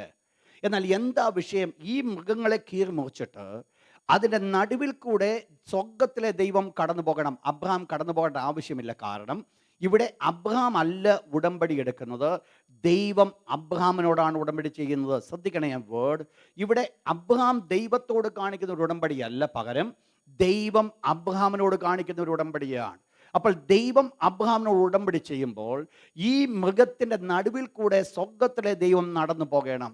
അതിനുവേണ്ടിയാണ് അബ്രഹാം കാത്തിരുന്നത്. എന്നാൽ സന്ധ്യായാഗത്തിൻ്റെ സമയത്ത് എന്ത് സംഭവിച്ചു? ഒരു ജ്വലിക്കുന്ന പന്തം അതിൻ്റെ നടുവേ കടന്നുപോയി. എന്താ അവിടെ വെളിപ്പെടുത്തിയത്? ദൈവം അതിൻ്റെ നടുവിൽ കൂടെ കടന്നുപോയി എന്ന് പറഞ്ഞാൽ സ്വർഗത്തിലെ ദൈവം അബ്രഹാമിനോട് ഉടമ്പടി ചെയ്യുകയാണ്. അബ്രഹാമേ, ഈ മൃഗം ഞാൻ നിന്നോട് കൽപ്പിച്ചതായിരിക്കുന്ന ഈ വാഗ്ദത്തം നിവർത്തിക്കപ്പെടുന്നില്ല എങ്കിൽ ഈ മൃഗത്തിന് സംഭവിച്ചത് എനിക്ക് സംഭവിക്കട്ടെ. ദൈവം പറയുകയാണ്, ഞാൻ തന്നെ. നിങ്ങൾക്കറിയാം ദൈവത്തിന് മരണമില്ല എന്നുള്ളത് അറിയാം. എന്നാൽ ദൈവം ഇവിടെ എന്ത് ഉടമ്പടി ചെയ്യുകയാണ്? തന്നെയും കൊണ്ട് തന്നെ ദൈവം ഒരു ഉടമ്പടി ചെയ്യും. ഞാൻ ഈ വിഷയം പറയാനാണ് അത് വന്നത്. തന്നെയും കൊണ്ട് തന്നെ ദൈവം ഉടമ്പടി ചെയ്യുക, താൻ തന്നെ ഒരു ഓത്ത് കൊടുക്കുക. ദൈവം കൊടുത്ത ഒരു വാഗ്ദത്തമായിരുന്നു, ഞാൻ നിനക്കും നിന്റെ സന്തതിക്കും ഈ ദേശം അവകാശം. അതൊരു പ്രോമിസ് ആയിരുന്നു. പക്ഷേ ഈ പ്രോമിസിൽ നിന്നുകൊണ്ടാണ് അബ്രഹാം ദൈവത്തോട് ചോദിക്കും, ഇത് ഞാൻ എങ്ങനെ അവകാശമാക്കും? ഇതിന് ദൈവം ഒരാണ കൊണ്ട് ദൈവം ഉറപ്പ്, നിങ്ങൾ മനസ്സിലാക്കുന്ന ഈ പറഞ്ഞ വേർഡ്, ഒരാണ കൊണ്ട് ഒരു ഉറപ്പ് കൊടുക്കുകയാണ്. ദൈവം ആണയിട്ടപ്പോൾ ദൈവത്തിന് പറയുവാനുണ്ടായിരുന്നത് തന്നെക്കാൾ വലിയവനില്ലാഞ്ഞിട്ട് തന്നെ കൊണ്ട് തന്നെ ദൈവം ഒരാണയിടുകയാണ്. എന്താ ദൈവം പറഞ്ഞത്? അബ്രഹാമേ, ഞാനിത് പൂർണ്ണമായി നിറവേറ്റപ്പെടും. അപ്പോൾ ഇവിടെ നമ്മൾ കാണുന്നത് അബ്രഹാമിന് ദൈവം വാഗ്ദത്തം കൊടുത്തപ്പോൾ രണ്ട് കാര്യങ്ങൾ അബ്രഹാം കണ്ടു. ഒന്ന്, അബ്രഹാം ഒരു വാഗ്ദത്തം പ്രാപിച്ചു. രണ്ട്, ദൈവം ഒരാണയിട്ട് ദൈവം ആ വാഗ്ദത്തത്തെ ഉറപ്പിച്ചു. എന്ന് പറഞ്ഞാൽ അത് ഫൈനലൈസ്ഡ് ആണ്, അതൊരു ക്ലോസ്ഡ് ചാപ്റ്ററാണ്. ഇനി അത് തുറക്കേണ്ട വിഷയമില്ല. കാരണം അത് എന്ത് കൽപ്പിച്ചുവോ അക്ഷരികമായിട്ട് അത് നടക്കുവാൻ പോകുക. ഇവിടെയാണ് അബ്രഹാമിൻ്റെ വിശ്വാസം വരുന്നത്. ഇവിടെയാണ് അബ്രഹാം ഒന്ന് തുടങ്ങിയത്. ഇവിടെയാണ് അബ്രഹാം ദൈവത്തിൻ്റെ വാഗ്ദത്തം മാറത്തില്ല എന്ന് വിശ്വസിക്കുവാൻ കാരണമായിത്തീർന്നത്. എന്നാൽ ഇന്ന് രാത്രി ഞാൻ ഓർപ്പിക്കട്ടെ പ്രിയപ്പെട്ടവരെ, അബ്രഹാമിന് ദൈവം ഒരു ഉറപ്പ് കൊടുത്തതുപോലെ തന്നെ ദൈവം തൻ്റെ മക്കൾക്കും എന്ത് കൊടുത്തിട്ടുണ്ട്? ഒരു ഉറപ്പ് കൊടുത്തിട്ടുണ്ട്. അബ്രഹാമിന് ഉറപ്പ് കൊടുത്ത ദൈവം നമുക്കും ഉറപ്പിച്ച് തന്നൊരു ദൈവമാണ്. ദൈവം നമുക്ക് ആ വാഗ്ദത്തം തന്നിട്ടുണ്ടെങ്കിൽ, അബ്രഹാമിൻ്റെ അവകാശികളായി ദൈവം നമ്മെ നിർത്തിയിരിക്കുമ്പോൾ, ഈ വാഗ്ദത്തം, ഈ ഉറപ്പ് ദൈവം നമുക്ക് തന്നിട്ടുണ്ടെങ്കിൽ ഒരു കാര്യം നമ്മൾ മനസ്സിലാക്കണം, ദൈവം എന്നോട് എന്ത് അരുളി ചെയ്തുവോ അത് നിറവേറ്റുക തന്നെ ചെയ്യും. നിങ്ങൾ മനസ്സിലാക്കണം, ദൈവം എന്ത് എന്നോട് കൽപ്പിച്ചിട്ടുണ്ടോ അത് നിറവേറ്റുക തന്നെ ചെയ്യും. ആകാശം ഭൂമിയും മാറിപ്പോകുമോ? അതല്ല എൻ്റെ ജീവിതത്തിൽ വിഷയം. ദൈവം എന്നോട് എന്തെങ്കിലും കൽപ്പിച്ചിട്ടുണ്ടോ അക്ഷരികമായിട്ട് നിറവേറ്റപ്പെടും. ഇന്ന് രാത്രി ദൈവത്തിൻ്റെ മക്കളോട് ഞാൻ ഒരിക്കൽ കൂടെ ഓർപ്പിക്കുവാൻ ആഗ്രഹിക്കുന്നത്, ദൈവത്തിൻ്റെ മക്കളെ, ദൈവം നിങ്ങളോട് കൽപ്പിച്ച എല്ലാ വാഗ്ദത്തങ്ങളും നിറവേറ്റുവാൻ കഴിവുള്ള ഒരു ദൈവമാണ് എനിക്കും നിങ്ങൾക്ക് വാഗ്ദത്തം തന്നതെന്ന് മനസ്സിലാക്കണമേ. നമുക്ക് കഴിവില്ലാത്ത, നാം തന്നെ കൊണ്ട് ചെയ്യുവാൻ പറ്റാത്തൊരു കാര്യമല്ല ദൈവം എനിക്കും നിങ്ങൾക്കൊരു വാഗ്ദത്തം തന്നത്. തന്നെ കൊണ്ട് ചെയ്യുവാൻ സാധിക്കുമെങ്കിൽ ഞാനും നിങ്ങളും ദൈവത്തിൻ്റെ അനുഗ്രഹം കാണേണ്ടത് തന്നെ ഒരു വലിയ ആവശ്യമാണ്. ദൈവത്തിൻ്റെ വാഗ്ദത്തത്തെക്കുറിച്ച് നമ്മൾ ചിന്തിക്കുമ്പോൾ ദൈവത്തിൻ്റെ വാഗ്ദത്തത്തിൻ്റെ രണ്ട് പ്രത്യേകതകളാണ്. ഉറപ്പിൻ്റെ കാര്യം ഇവിടെ കിടക്കട്ടെ, വാഗ്ദത്തത്തിൻ്റെ രണ്ട് പ്രത്യേകതകളാണ് നമ്മൾ ആ വാക്യത്തിൽ കാണുന്നത്. വായിച്ചോട്ട് എബ്രായ ലേഖനം 6 അധ്യായം, ഹീബ്രൂസ് ചാപ്റ്റർ 6 വേഴ്സ് നമ്പർ 18, 18 വാക്യം. ശക്തിയുള്ള പ്രബോധനം പ്രാപിക്കുവാൻ ഇടവരുന്നു. രണ്ട് കാര്യങ്ങൾ കൊണ്ട് നമുക്ക് ഒരു പ്രബോധനം ലഭിച്ചു. രണ്ട് കാര്യങ്ങൾ. ഒന്ന്, എന്താണ്? മാറിപ്പോകാത്തത്. ദ ഫസ്റ്റ് പ്രത്യേകത, മാറിപ്പോകാത്തത്. രണ്ട്, ഭോഷ്ക് പറയുവാൻ സാധിക്കാത്തത്. ദൈവത്തിൻ്റെ വാഗ്ദത്തത്തിന് രണ്ട് പ്രത്യേകതകൾ. ഇവിടെ ആണയിട്ട് ഉറപ്പിക്കേണ്ട കാര്യമൊന്നുമില്ല. ഒരു സാധാരണപ്പെട്ട ദൈവത്തിൻ്റെ വാക്കിൻ്റെതായിരിക്കുന്ന പ്രത്യേകത, രണ്ട് പ്രത്യേകതകളാണ് നമ്മൾ കണ്ടത്. ഒന്ന്, അത് ഇമ്മ്യൂട്ടബിൾ ആണ്, അത് ഒരിക്കലും മാറത്തില്ല. ആണയുടെ ആവശ്യമൊന്നുമില്ല. ദൈവം എന്തെങ്കിലും പറഞ്ഞുവെങ്കിൽ അത് ഒരിക്കലും മാറത്തില്ല. 2, ദൈവം ഭോഷ്ക് പറയുവാൻ സാധ്യമല്ല. He was not the one to say lie. Impossible to lie. ദൈവത്തിൻ്റെ 2 പ്രത്യേകതകളാണ് നമ്മളിവിടെ കാണുന്നത്. ദൈവത്തിൻ്റെ വാക്കുകളുടെ 2 പ്രത്യേകതകൾ. ഒന്ന്, ദൈവത്തിൻ്റെ വാക്ക് മാറത്തില്ല. ഇതിനെക്കുറിച്ച് കൂടുതൽ വിശദീകരണത്തിന് ആവശ്യമില്ല എന്ന് എനിക്കറിയാമെങ്കിലും 1-2 വാക്യത്തിലേക്ക് കടന്നു പോകട്ടെ. 119 സങ്കീർത്തനം 89, 152. Psalm 119 verse number 89 and 152. Praise God. ദൈവത്തിൻ്റെ ദാസനെ പ്രകാരം വിളിച്ചു പറയാണ്, യഹോവേ നിന്റെ വചനം സ്വർഗ്ഗത്തിൽ എന്നേക്കും സ്ഥിരമായിരിക്കുന്നു. നിങ്ങൾ മനസ്സിലാക്കണം, എൻ്റെയും നിങ്ങളുടെയും കരങ്ങൾ ലഭിച്ചിരിക്കുന്ന ഈ ദൈവത്തിൻ്റെ വചനത്തിന് ഒരു പ്രത്യേകതയുണ്ട്. അത് സ്വർഗ്ഗത്തിൽ സ്ഥിരമായിരിക്കുന്ന ഒരു വചനമാണ്. സ്വർഗ്ഗത്തിൽ അത് സ്ഥിരമാക്കപ്പെട്ടൊരു വചനമാണോ? സ്വർഗ്ഗത്തിൽ അത് സ്ഥിരമായിരിക്കുന്നത് എന്ന് പറഞ്ഞാൽ നിങ്ങൾ മനസ്സിലാക്കണം, ഈ ഭൂമിയിൽ എന്തെങ്കിലും സംഭവിക്കണമെങ്കിൽ ആദ്യം എവിടുന്ന് അരുളപ്പാട് കിട്ടണം? സ്വർഗം കൽപ്പിക്കുന്നതാണ് ഈ ഭൂമിയിൽ നിറവേറ്റുന്നത്. ഈവൻ പിശാചായിരുന്നാലും എന്തെങ്കിലും ചെയ്യണമെങ്കിൽ സ്വർഗത്തിൻ്റെ അരുളപ്പാട് ആവശ്യമാണ്. അങ്ങനെയെങ്കിൽ നിങ്ങൾ മനസ്സിലാക്കണം, സ്വർഗത്തിൽ സ്ഥിരമാക്കപ്പെട്ട ദൈവത്തിൻ്റെ വചനമാണെങ്കിൽ സ്വർഗത്തിൽ ഈ വചനം മാറ്റപ്പെടുത്തില്ലെങ്കിൽ ഈ വചനത്തിന് ഒരിക്കലും ഭൂമിയിൽ മാറ്റപ്പെടുവാൻ സാധ്യമല്ല. പ്രിയപ്പെട്ടവരെ, എനിക്കും നിങ്ങൾക്കും ലഭിച്ചിരിക്കുന്ന ദൈവത്തിൻ്റെ വചനം നെഞ്ചോടൊന്ന് ചേർത്ത് ഏറ്റെടുക്കുവാൻ സാധിക്കുമെങ്കിൽ അവിടെയാണ് ദൈവത്തിൻ്റെ അത്ഭുതത്തിൻ്റെ കരങ്ങൾ കാണുവാൻ സാധിക്കുന്നത്. ദൈവം ആഗ്രഹിക്കുന്ന ഒന്ന് മാത്രമേ ഉള്ളൂ, അതും നെഞ്ചോടൊന്ന് ചേർത്ത് വെക്കുക. എന്ന് പറഞ്ഞാൽ രാത്രി കിടക്കാൻ നേരം വേദപുസ്തകം കെട്ടിപ്പിടിച്ച് കിടന്ന് ഉറങ്ങാനല്ല ഞാൻ പറഞ്ഞു വന്നത്. തലവണക്കീഴെ വെക്കുന്ന മഹാന്മാരുണ്ടെന്ന് എനിക്കറിയാം, എന്നാൽ അതിനെക്കുറിച്ചുമല്ല ഞാൻ പറഞ്ഞു വന്നത്. അത്രയെങ്കിലും ദൈവത്തിൽ ഒരു ഒരു ഒരു വിശ്വാസമുള്ളത് നല്ലതാ. ഇത് തലവണക്കീഴെ വന്നാൽ ദുഷ്ടം തൊടത്തില്ലെന്നുള്ളത്. അതിനേക്കാൾ വലിയ കാര്യങ്ങൾ അതിനകത്ത് കിടപ്പുണ്ട്. ഞാൻ പറഞ്ഞു വന്ന എന്നാണെന്നറിയാമോ?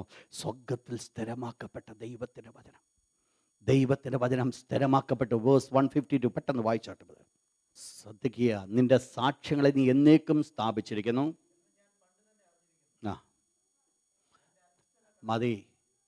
ദൈവത്തിൻ്റെ സാക്ഷ്യങ്ങളെ എന്നേക്കും സ്ഥാപിച്ചിരിക്കുന്നു. ഒരിക്കലും അത് മാറിപ്പോകത്തില്ല. സാക്ഷ്യങ്ങൾ എന്ന് പറഞ്ഞാൽ വാക്കുകൾ. ദൈവത്തിൻ്റെ വാക്കുകൾ ഒരിക്കലും മാറിപ്പോകത്തില്ല. സാംസ് 111 111 സങ്കീർത്തനം 8-9 വാക്യം. Praise God. അവൻ്റെ പ്രമാണങ്ങളെല്ലാം വിശ്വാസ്യം തന്നെ, അവ എന്നേക്കും സ്ഥിരമായിരിക്കുന്നു. Praise God. അവ വിശ്വസ്തയോടും നേരോടും കൂടെ അനുഷ്ഠിക്കപ്പെടുന്നു. എന്ന് പറഞ്ഞാൽ ദൈവത്തിൻ്റെ പ്രമാണം, ദൈവത്തിൻ്റെ വചനം എല്ലാം എന്നേക്കും സ്ഥിരമായിരിക്കുന്നു. അത് അനുഷ്ഠിക്കപ്പെടുക തന്നെ ചെയ്യും. അത് അനുഷ്ഠിക്കും. അത് വെറുതെ ഇരിക്കത്തില്ല. വായിച്ചോട്ടെ, യെശയ്യാ 40 അധ്യായം. നമ്മൾ വായിച്ചു കാണിക്കുന്ന അധ്യായം 40 അധ്യായം 8 വാക്യം. യെശയ്യാ ചാപ്റ്റർ 40 വേഴ്സ് നമ്പർ 8. മതി. പുല്ലുണങ്ങുന്നു, പൂവാടുന്നു, ദൈവത്തിൻ്റെ വചനം എന്നേക്കും നിലനിൽക്കുന്നു. 55 അധ്യായം. യെശയ്യാ ചാപ്റ്റർ 55 വേഴ്സ് 8-11. അതിൻ്റെ 11 വാക്യം, 10-11 വാക്യം. ആരെങ്കിലും ശബ്ദമുയർത്തി വായിച്ചാട്ടോ. മഴയും ഹിമവും ആകാശത്ത് പെയ്യുകയും. ശ്രദ്ധിക്കുക നിങ്ങൾ, അവിടേക്ക് അത് മടങ്ങി വരാതെ വിതപ്പാൻ വിത്തും തിന്മാൻ ആഹാരവും നൽകത്തക്കവണ്ണം. Holy God. ഭൂമിയെ ഫലവത്താക്കി വിളയിച്ച് നനയിക്കുന്നത് പോലെ, പ്രൈസ് ഗാഡ്, എൻ്റെ വായിൽ നിന്ന് പുറപ്പെടുന്ന എൻ്റെ വചനം അത് വെറുതെ എൻ്റെ അടുക്കിലേക്ക് മടങ്ങി വരികയില്ല. എനിക്കിഷ്ടമുള്ളത് നിവർത്തിക്കും. ഞാൻ അയച്ച കാര്യം സാധിക്കും. ഇന്ന് രാത്രി ദൈവത്തിൻ്റെ വചനം കേൾക്കുന്ന പ്രിയപ്പെട്ടവരോട് ഞാൻ ഓർപ്പിക്കട്ടെ, ഇന്നൊരു പക്ഷേ ആദ്യമായിട്ട് നിങ്ങൾ കടന്നു വരയ്ക്കുന്ന ആളുകളായിട്ട് കടന്നു വന്നവരായിരിക്കാം. ഇന്നലെ ഈ വചനം എടുക്കാഞ്ഞതിൻ്റെ കാരണം എന്നാണെന്നറിയാമോ? ഇന്നത്തേക്ക് ദൈവം ഇത് വെച്ചത് കൊണ്ടാണ്. എന്ന് പറഞ്ഞാൽ ഇന്ന് ദൈവം ആഗ്രഹിച്ചതാണ് ഈ വചനം നമുക്ക് തരാനായിട്ട്. എന്ന് പറഞ്ഞാൽ കഴിഞ്ഞ തിങ്കളാഴ്ച എല്ലാവരും ഇതൊക്കെ ഞാൻ പഠിപ്പിച്ചു പോയത്. ഇന്ന് കടന്നു വന്നവരോട് ദൈവത്തിൻ്റെ പരിശുദ്ധാത്മാവ് സംസാരിക്കുന്ന ഒരു കാര്യമാണ്. ദൈവം മഴ അയച്ചിട്ടുണ്ടെങ്കിൽ അത് ഭൂമിയെ ഫലവത്താക്കി ഫലവത്തായി വിളയിക്കുന്നത് പോലെ, അത് നനച്ച് വിളയിക്കുന്നത് പോലെ ദൈവത്തിൻ്റെ വായിൽ നിന്ന് വരുന്ന ദൈവത്തിൻ്റെ വചനം വൃഥാവായിട്ട് മടങ്ങിപ്പോകാതെ എന്തിനു വേണ്ടി അയച്ചുവോ അത് കാര്യം സാധിപ്പിച്ചു വരും.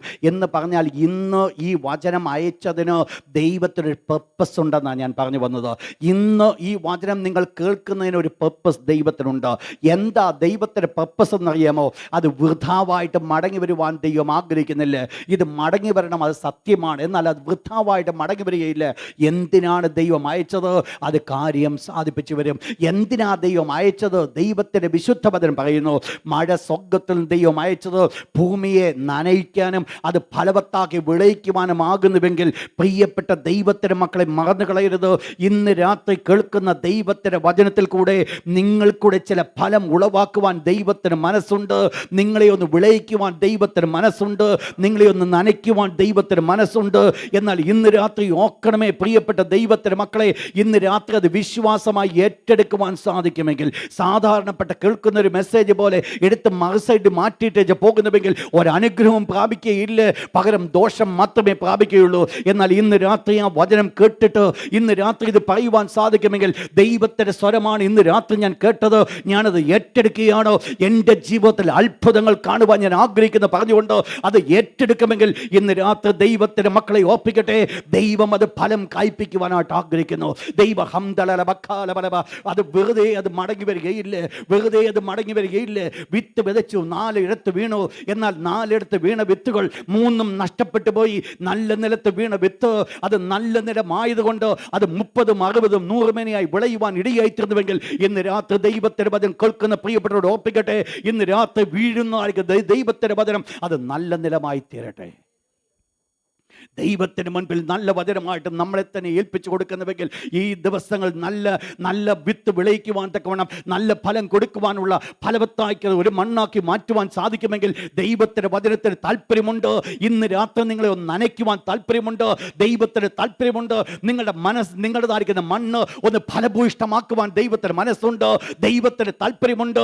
ആ ഫലഭൂയിഷ്ടമായിരിക്കുന്ന മണ്ണിൽ നിന്ന് ഫലമുളവാക്കുവാൻ ദൈവത്തിന് മനസ്സുണ്ട്. പ്രിയപ്പെട്ടവരെ, എന്താ ഏതിനകത്ത് അടക്കപ്പെട്ടിരിക്കുന്നു? കേൾക്കുന്ന വചനം. ദൈവത്തിൻ്റെ ദാസനിപ്പാര പറയുന്നു, എൻ്റെ വചനം വൃഥാവായി മടങ്ങി വരികയില്ല. എന്തിനാ ഞാൻ അയച്ചത്? എന്താ എൻ്റെ പർപ്പസ്? അത് കാര്യം സാധിപ്പിച്ചുകൊണ്ട് വരും. ഇന്ന് രാത്രി ദൈവത്തിൻ്റെ മക്കൾ ഓർക്കണമേ, എന്താ ദൈവത്തിൻ്റെ കാര്യം സാധിപ്പിക്കണം എന്നറിയാമോ? അബ്രഹാമിൻ്റെ അനുഗ്രഹം അബ്രഹാം ദീർഘക്ഷമയോടുകൂടെ പ്രാപിച്ചുവെങ്കിൽ ഈ ദിവസങ്ങൾ ദീർഘക്ഷമയോടെ കാത്തിരിക്കുവാൻ ദൈവം നമ്മെക്കുറിച്ച് ആഗ്രഹിക്കുന്നുണ്ട്. ദീർഘക്ഷമയോടുകൂടെ പ്രാപിച്ചെടുക്കുവാൻ ദൈവം നമ്മെക്കുറിച്ച് ആഗ്രഹിക്കുന്നുണ്ട്. എടുത്തുചാടേണ്ട ഇമോഷൻ്റെ പിന്നാലെ മുൻപോട്ട് കടന്നു പോകേണ്ട ഒരു കാലമല്ല ഇത്. ഇന്ന് എനിക്ക് ഉത്തരം കിട്ടിയില്ല എങ്കിലും ഒരു കാര്യം മനസ്സിലാക്കുന്നുണ്ട്, എൻ്റെ ദൈവം ആര്? അവൻ മരിച്ചവരെ ജീവിപ്പിക്കുന്ന ദൈവം.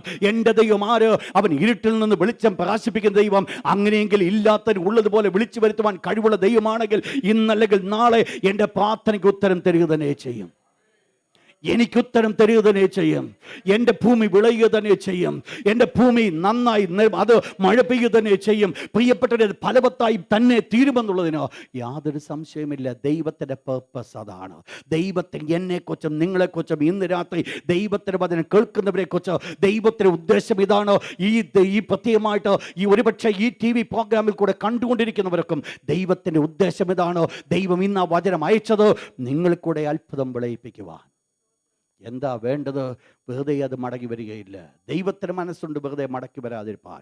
പക്ഷേ നമ്മളാണ് അത് ചെയ്യേണ്ടത്. നമ്മൾ ഏറ്റെടുക്കുന്ന പോലെ ഇരിക്കും അത് ഫലവത്താക്കുന്നത്. നെക്സ്റ്റ് വേർഡ് എന്ന് വായിച്ച 2 കൊരിന്ത്യർ 1-ാം അധ്യായം 20-ാമത്തെ എനിക്ക് വളരെ ഇഷ്ടപ്പെട്ടൊരു വാക്യമാണത്. 2 Corinthians chapter 1 verse 20. Praise God. ദൈവത്തിൻ്റെ വാഗ്ദത്തങ്ങൾ എത്രയുണ്ടെങ്കിലും അവൻ എന്നത്രേ. ഹല്ലേലൂയ. അതുകൊണ്ട് ഞങ്ങളാൽ ദൈവത്തിന് മഹത്വം വരുമാറ്. അവെല്ലാമേനും തന്നെ. നിങ്ങൾക്കറിയാമോ വാക്കിൻ്റെ അർത്ഥം എന്നാന്ന്?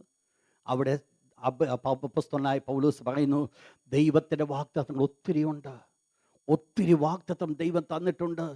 എന്നാൽ ദൈവത്തിൻ്റെ വാഗ്ദത്തങ്ങൾ എത്ര അധികമായിട്ടുണ്ടെങ്കിലും ദൈവത്തിന് മുമ്പിൽ ഒറ്റ ഇതേ ഉള്ളൂ, എന്ന് മാത്രം. എന്ന് പറഞ്ഞാൽ ദൈവം എത്ര വാഗ്ദത്തം തന്നിട്ടുണ്ടെങ്കിലും അതിൽ ഒന്നുപോലും ദൈവം മാറ്റുകയില്ല. ആ വാഗ്ദത്തം അങ്ങോട്ട് എടുത്തു വെച്ചിട്ട് അത് വിശ്വാസമായി ഏറ്റെടുക്കുവാൻ സാധിക്കുമെങ്കിൽ ആ വാഗ്ദത്തത്തിൻ്റെ അവസാനം സ്വർഗ്ഗത്തിലെ ദൈവം ഒരു സിഗ്നേച്ചർ ചെയ്യും. എൻ്റെ ദൈവമോ നിങ്ങളുടെ ബുദ്ധിമുട്ടൊക്കെ ഈ മഹത്വത്തോടെ ധനത്തിനൊത്തവണ്ണം ക്രിസ്തുവേശുവിൽ പൂർണ്ണമായി തീർത്തു തരുമെന്ന് വാഗ്ദത്തം ലഭിച്ചിട്ടുണ്ടെങ്കിൽ ആ വാഗ്ദത്തം എടുത്ത് മുമ്പോട്ടൊന്ന് വെച്ച് കഴിഞ്ഞ് സ്വർഗത്തിലെ ദൈവത്തിന് മുൻപിൽ അത് സ്വർഗത്തിലെ ദൈവത്തിന് ഒന്നേ പറയുവാനുള്ള ഒരു സൈൻ ചെയ്യുക മാത്രം. സകല ബുദ്ധിമുട്ടും മാറ്റുവാൻ തക്കവണ്ണം എൻ്റെ ദൈവം സകല രോഗത്തെയും നിന്റെ നടുവിൽ നിന്ന് മാറ്റുമെന്ന് ദൈവത്തിന് വാഗ്ദത്തം ലഭിച്ചിട്ടുണ്ടെങ്കിൽ എടുത്തങ്ങോട്ട് വെച്ചിട്ടൊന്ന് ദൈവത്തിന് ഒന്നേ പറയുവാനുള്ള ഒരു സിഗ്നേച്ചർ മാത്രം. ഇന്ന് രാത്രി ഞാൻ പറഞ്ഞു വരുന്ന വാക്ക് എന്നാന്ന് മനസ്സിലായോ? ദൈവത്തിൻ്റെ വാഗ്ദത്തങ്ങൾ എത്രയുണ്ടെങ്കിലും ദൈവത്തിന് എന്നേ ഉള്ളൂ. എന്നാൽ പ്രശ്നം എവിടെയാണ്? അടുത്തതാ പ്രശ്നം. അതുകൊണ്ട് ഞങ്ങളാൽ ദൈവത്തിന് മഹത്വം വരുമാറ് അവൻ ആമേനും തന്നെ. ദൈവത്തിൻ്റെ വാഗ്ദത്തങ്ങൾ ദൈവത്തിന് ഊവായിരിക്കുമ്പോൾ എനിക്കത് ആമേനായിരിക്കണം എന്ന് പറഞ്ഞാൽ അപ്രകാരം തന്നെ. അതെ, അപ്രകാരം തന്നെ. അത് അപ്രകാരം തന്നെയാണോ? അങ്ങനെയെങ്കിൽ എന്താ ആവശ്യമായിരിക്കുന്നത്? ഈ ഒരു വാക്കെൻ്റെ നാവിൽ കൂടെ കടന്നു വരുമ്പോഴാണ് സംഭവങ്ങൾ നടക്കുന്നത്. അവിടെ പറയുന്നു ദൈവത്തിൻ്റെ വാക്ക് എത്ര ഉണ്ടെങ്കിലും അവൻ രൂപമെന്ന് മാത്രമേ ഉള്ളൂ. അതുകൊണ്ട് ഞങ്ങളാൽ ദൈവത്തിന് മഹത്വം പെരുമാറ് എന്ന് പറഞ്ഞാൽ ദൈവത്തിൻ്റെ വാഗ്ദത്തത്തെ ആര് ആമേൻ പറഞ്ഞിട്ടുണ്ട് അവർ കൂടെ ദൈവനാം മഹത്വം എടുക്കും. നിങ്ങൾക്കൊരു സന്തോഷമില്ല? ദൈവത്തിൻ്റെ വാഗ്ദത്തത്തെ ആര് എന്ന് പറയുന്നുണ്ട്, ആമേൻ എന്ന് പറയുന്നുണ്ട്, അവരിൽ കൂടെ ദൈവനാം മഹത്വം എടുക്കും. എന്തുവാ ദൈവനാം മഹത്വം എടുക്കുമെന്ന് പറയുമ്പോൾ നിങ്ങൾ മനസ്സിലാക്കണം. ദൈവനാം മഹത്വം എടുക്കുമെന്ന് പറയുമ്പോൾ അസാധാരണമായിരിക്കുന്ന പ്രവൃത്തിയായിരിക്കും വെളിപ്പെടുത്തുന്നത്. ദൈവത്തിൻ്റെ കരങ്ങളായിരിക്കും അവിടെ കാണുവാൻ സാധിക്കുന്നത്. എന്നെക്കൊണ്ട് സാധിക്കുന്ന ഒരു കാര്യം സാധിപ്പിച്ചിട്ട് ദൈവത്തിന് മഹത്വം എടുക്കുവാനല്ല ദൈവം ആഗ്രഹിക്കുന്നത്. പിന്നെയോ ദൈവം ഭോഷനെ തിരഞ്ഞെടുത്ത് ജ്ഞാനിയെ ലജ്ജിപ്പിക്കുവാനാകുന്നുവെങ്കിൽ ഭോഷനെ കൊണ്ട് ജ്ഞാനിയെ ലജ്ജിപ്പിക്കുന്ന ദൈവമാണ് എന്നെ അസാധാരണമായിരിക്കുന്ന പ്രവൃത്തിക്ക് വേണ്ടി ഒരുക്കുന്നതെന്നുള്ളത് മറന്നു കളയരുത്. എന്താ വിഷയം? എന്നാ ദൈവത്തിന് വേണ്ടത് മഹത്വമാണ്. എന്താ അതിന് ഞാൻ ചെയ്യേണ്ടത്? ആമേൻ എന്ന് പറഞ്ഞാട്ട് ഈ നാളുകൾ ദൈവത്തിൻ്റെ മക്കളോട് ഞാൻ ഓർപ്പിക്കട്ടെ. ഈ നാളുകൾ എനിക്ക് നിങ്ങൾക്ക് വേണ്ടത് ദൈവത്തിൻ്റെ വാഗ്ദത്തം എടുത്തുകൊണ്ട് ആമേൻ എന്ന് പറയുക. അപ്പുറത്തും ഇപ്പുറത്തും നോക്കിയിട്ട് കുറ്റപ്പെടുത്തിക്കൊണ്ട് ഇരിക്കുവാനല്ല. ഇനിയും ദൈവജനം മുൻപോട്ട് കടന്നു പോകേണ്ട ആ കാലങ്ങൾ കഴിഞ്ഞു. ഇനി ദൈവമക്കൾക്കുള്ളത് ആ കാലമല്ല, അത് സ്പിരിച്വൽ ഇമ്മച്യൂരിറ്റി കാലമാണോ? ഈ ദിവസങ്ങൾ ദൈവത്തിൻ്റെ മക്കൾക്ക് ആവശ്യമുള്ളതോ? ചുറ്റുപാടുകൾ പ്രതികൂലങ്ങൾ ഉണ്ടായിരിക്കാം, എന്നാൽ പ്രതികൂലങ്ങളുടെ മുമ്പിൽ നിന്നുകൊണ്ട് ദൈവത്തിൻ്റെ വാഗ്ദത്തം ഏറ്റെടുത്ത് ആമേൻ എന്ന് പറയുന്നതാണ് അവരുടെ അനുഗ്രഹം. അതോടൊപ്പം തന്നെ എന്താണ് ദൈവത്തിൻ്റെ വചനത്തിൻ്റെ രണ്ടാമത്തെ പ്രത്യേകത? It's impossible to lie. ദൈവം വ്യാജം പറയുന്ന ഒരു ദൈവമല്ല. ദൈവത്തിന് കള്ളം പറയുവാൻ സാധ്യമല്ല. യെഹെസ്കേൽ ചാപ്റ്റർ 12 വേഴ്സ് 25. യെഹെസ്കേൽ 12-ാം അധ്യായം 25-ാമത്തെ വാക്യം. 25. യഹോവയായി ഞാൻ പ്രസ്താവിപ്പാൻ ഇച്ഛിക്കുന്ന വചനം അത് നിങ്ങൾ അധ്യായം നിങ്ങൾ വായിച്ചാൽ നിങ്ങൾക്ക് മനസ്സിലാക്കാം. പ്രതികൂലങ്ങളുടെ വിശ്വസിക്കുവാൻ അസാധ്യമായിരിക്കുന്ന കാര്യങ്ങളോ ദൈവം ഇവിടെ യെഹെസ്കേലിൽ കൂടെ പറയുകയാണോ? എന്നാൽ അവസാനം കൊണ്ട് പറയുകയാണ്, ദൈവമേ ഞാൻ സംസാരിക്കുവാൻ ആഗ്രഹിക്കുന്ന വചനം അത് എന്ത് ചെയ്യുന്നതായി തീരും? അത് നിവർത്തിക്കപ്പെടും. അത് കള്ളം പറയത്തില്ല. താഴോട്ട് മതി. നിങ്ങളുടെ കാലത്ത് തന്നെ വചനം പ്രസ്താവിക്കുകയും അത് നിവർത്തിക്കുകയും ചെയ്യും. നിങ്ങളുടെ കാലത്ത്, നിങ്ങളുടെ കൊച്ചുമക്കളുടെ കാലത്ത് നിങ്ങളത് അനുഭവിക്കുമെന്നല്ല അവിടെ പറയും. നിങ്ങളുടെ കാലത്ത് ഞാൻ വചനം പ്രസ്താവിച്ചത് അക്ഷരികമായിട്ട് നിറവേറ്റപ്പെടും. എന്തുകൊണ്ട്? 2 തിമോത്തി ചാപ്റ്റർ 2 വേഴ്സ് 13. 2 തിമോത്തിയോസ് 2:13. പെട്ടെന്ന്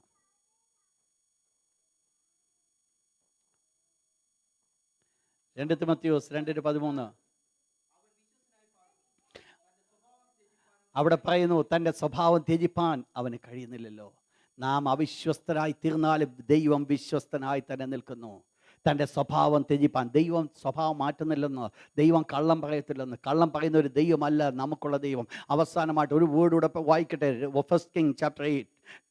1 രാജാക്കന്മാരുടെ പുസ്തകം 8-ാം അധ്യായം 56-ാമത്തെ വാക്യം. 1 King chapter 8 verse 56. 1 King chapter 8 verse 56. താൻ വാഗ്ദാനം ചെയ്ത പോലെയൊക്കെയും പ്രൈസ് ഗാഡ്, തൻ്റെ ജനമായ ഇസ്രായേലിന് സ്വസ്ഥത വരുത്തിയിരിക്കുന്ന യഹോവ വാഴ്ത്തപ്പെട്ടവൻ. താൻ വാഗ്ദാനം ചെയ്തതുപോലെ ആര് പറയുന്ന വേർഡാണെന്നറിയാമോ? ശലോമോൻ രാജാവ്. ആലയം പ്രതിഷ്ഠിച്ചിട്ട് ദൈവത്തിൻ്റെതായിരിക്കും തേജസ് കടന്നു വരുമ്പോൾ ഇപ്രകാരം ദൈവ ആലയപ്പണി തീർത്തിനെ കുറിച്ചൊക്കെ നോക്കേണ്ട ശലോമോൻ പറയുകയാണ്, എൻ്റെ ദൈവം താൻ അരുളി ചെയ്ത പോലെ നിവർത്തിക്കുവാൻ കാരണമായി തീർന്നു. ദൈവത്തിൻ്റെ വചനം യോശുവയുടെ പുസ്തകം പഠിക്കുമ്പോൾ നമുക്ക് മനസ്സിലാക്കാം, അവിടെ പറയുന്നത് ദൈവം എന്ത് കൽപ്പിച്ചുവോ അത് അക്ഷരികമായിട്ട് നിറവേറ്റി. പ്രിയപ്പെട്ട ദൈവത്തിൻ്റെ മക്കളെ, ദൈവം പോഷ്ക്ക് പറയുന്നൊരു ദൈവമല്ല. ദൈവത്തിൻ്റെ വചനത്തിൻ്റെ ദൈവത്തിൻ്റെ വാഗ്ദത്തങ്ങൾ രണ്ട് പ്രത്യേകത. ഒന്ന്, ആ വാഗ്ദത്തം എന്താണ് അതിൻ്റെ ഒന്നാമത്തെ പ്രത്യേകത? അത് മാറിപ്പോകാത്തതാണ്, ഒരിക്കലും അതിന് മാറ്റം വരികയില്ല. രണ്ടാമത്തെ അതിൻ്റെ പ്രത്യേകത, അത് പോഷ്ക്ക് പറയത്തില്ല, ദൈവം കള്ളം പറയത്തില്ല. എന്ന് പറഞ്ഞാൽ ഇത് അസത്യമായിട്ട് ഇത് നിറവേറ്റുക ചെയ്യും. എന്നാൽ എന്താ വേണ്ടത്? ദൈവം ഡബിൾ കൺഫർമേഷനോടുകൂടെ അബ്രഹാമിന് ഉടമ്പടി ചെയ്തതുപോലെ തന്നെ ദൈവം നമ്മോട് ഉടമ്പടി ചെയ്തിരിക്കുമ്പോൾ ഈ നാളുകൾ എനിക്ക് നിങ്ങൾക്ക് എന്താ വേണ്ടതെന്നറിയാമോ? ആകാശത്ത് മഴ പെയ്തിട്ടുണ്ട്, ഭൂമിയെ ഫലവത്താക്കി നനയിക്കുന്നത് പോലെ അത് നനയിച്ച് ഫലവത്താക്കി വിളയിക്കുവാൻ ദൈവത്തിന് മനസ്സുണ്ട്. ഒറ്റ കാര്യമേ ചെയ്യേണ്ടതായിട്ടുള്ളൂ, ആ മഴയൊന്ന് ഏറ്റെടുക്കുക. മഴയൊന്ന് ഏറ്റെടുക്കുക, ഭൂമി നല്ല ഫലങ്ങളെ പുറപ്പെടുവിക്കട്ടെ. കഴിഞ്ഞ ദിവസം നമ്മൾ കേൾക്കുകയുണ്ടായി, മുള്ളും ഞെരിച്ചിലും മുളപ്പിച്ചാലോ അത് ശാപത്തിന് ഉതകുന്നതാണ്. ഈ മഴ കുടിച്ചിട്ട് മുള്ളും ഞെരിച്ചിലും മുളപ്പിച്ചാൽ അത് ശാപത്തിന് ഉതകുന്നതാണ്. എന്നാൽ ഈ മഴ പെയ്തിട്ട് അനുഗ്രഹപ്രദമായിരിക്കുന്ന ഫലങ്ങൾ ഉളവാക്കുന്നുവെങ്കിൽ അത് വലിയ അനുഗ്രഹത്തിന് കാരണമായി തീരും. ഇന്ന് രാത്രിയിൽ എല്ലാ ദൈവമക്കൾ കണ്ണുകൾ അടച്ചാട്ടെ.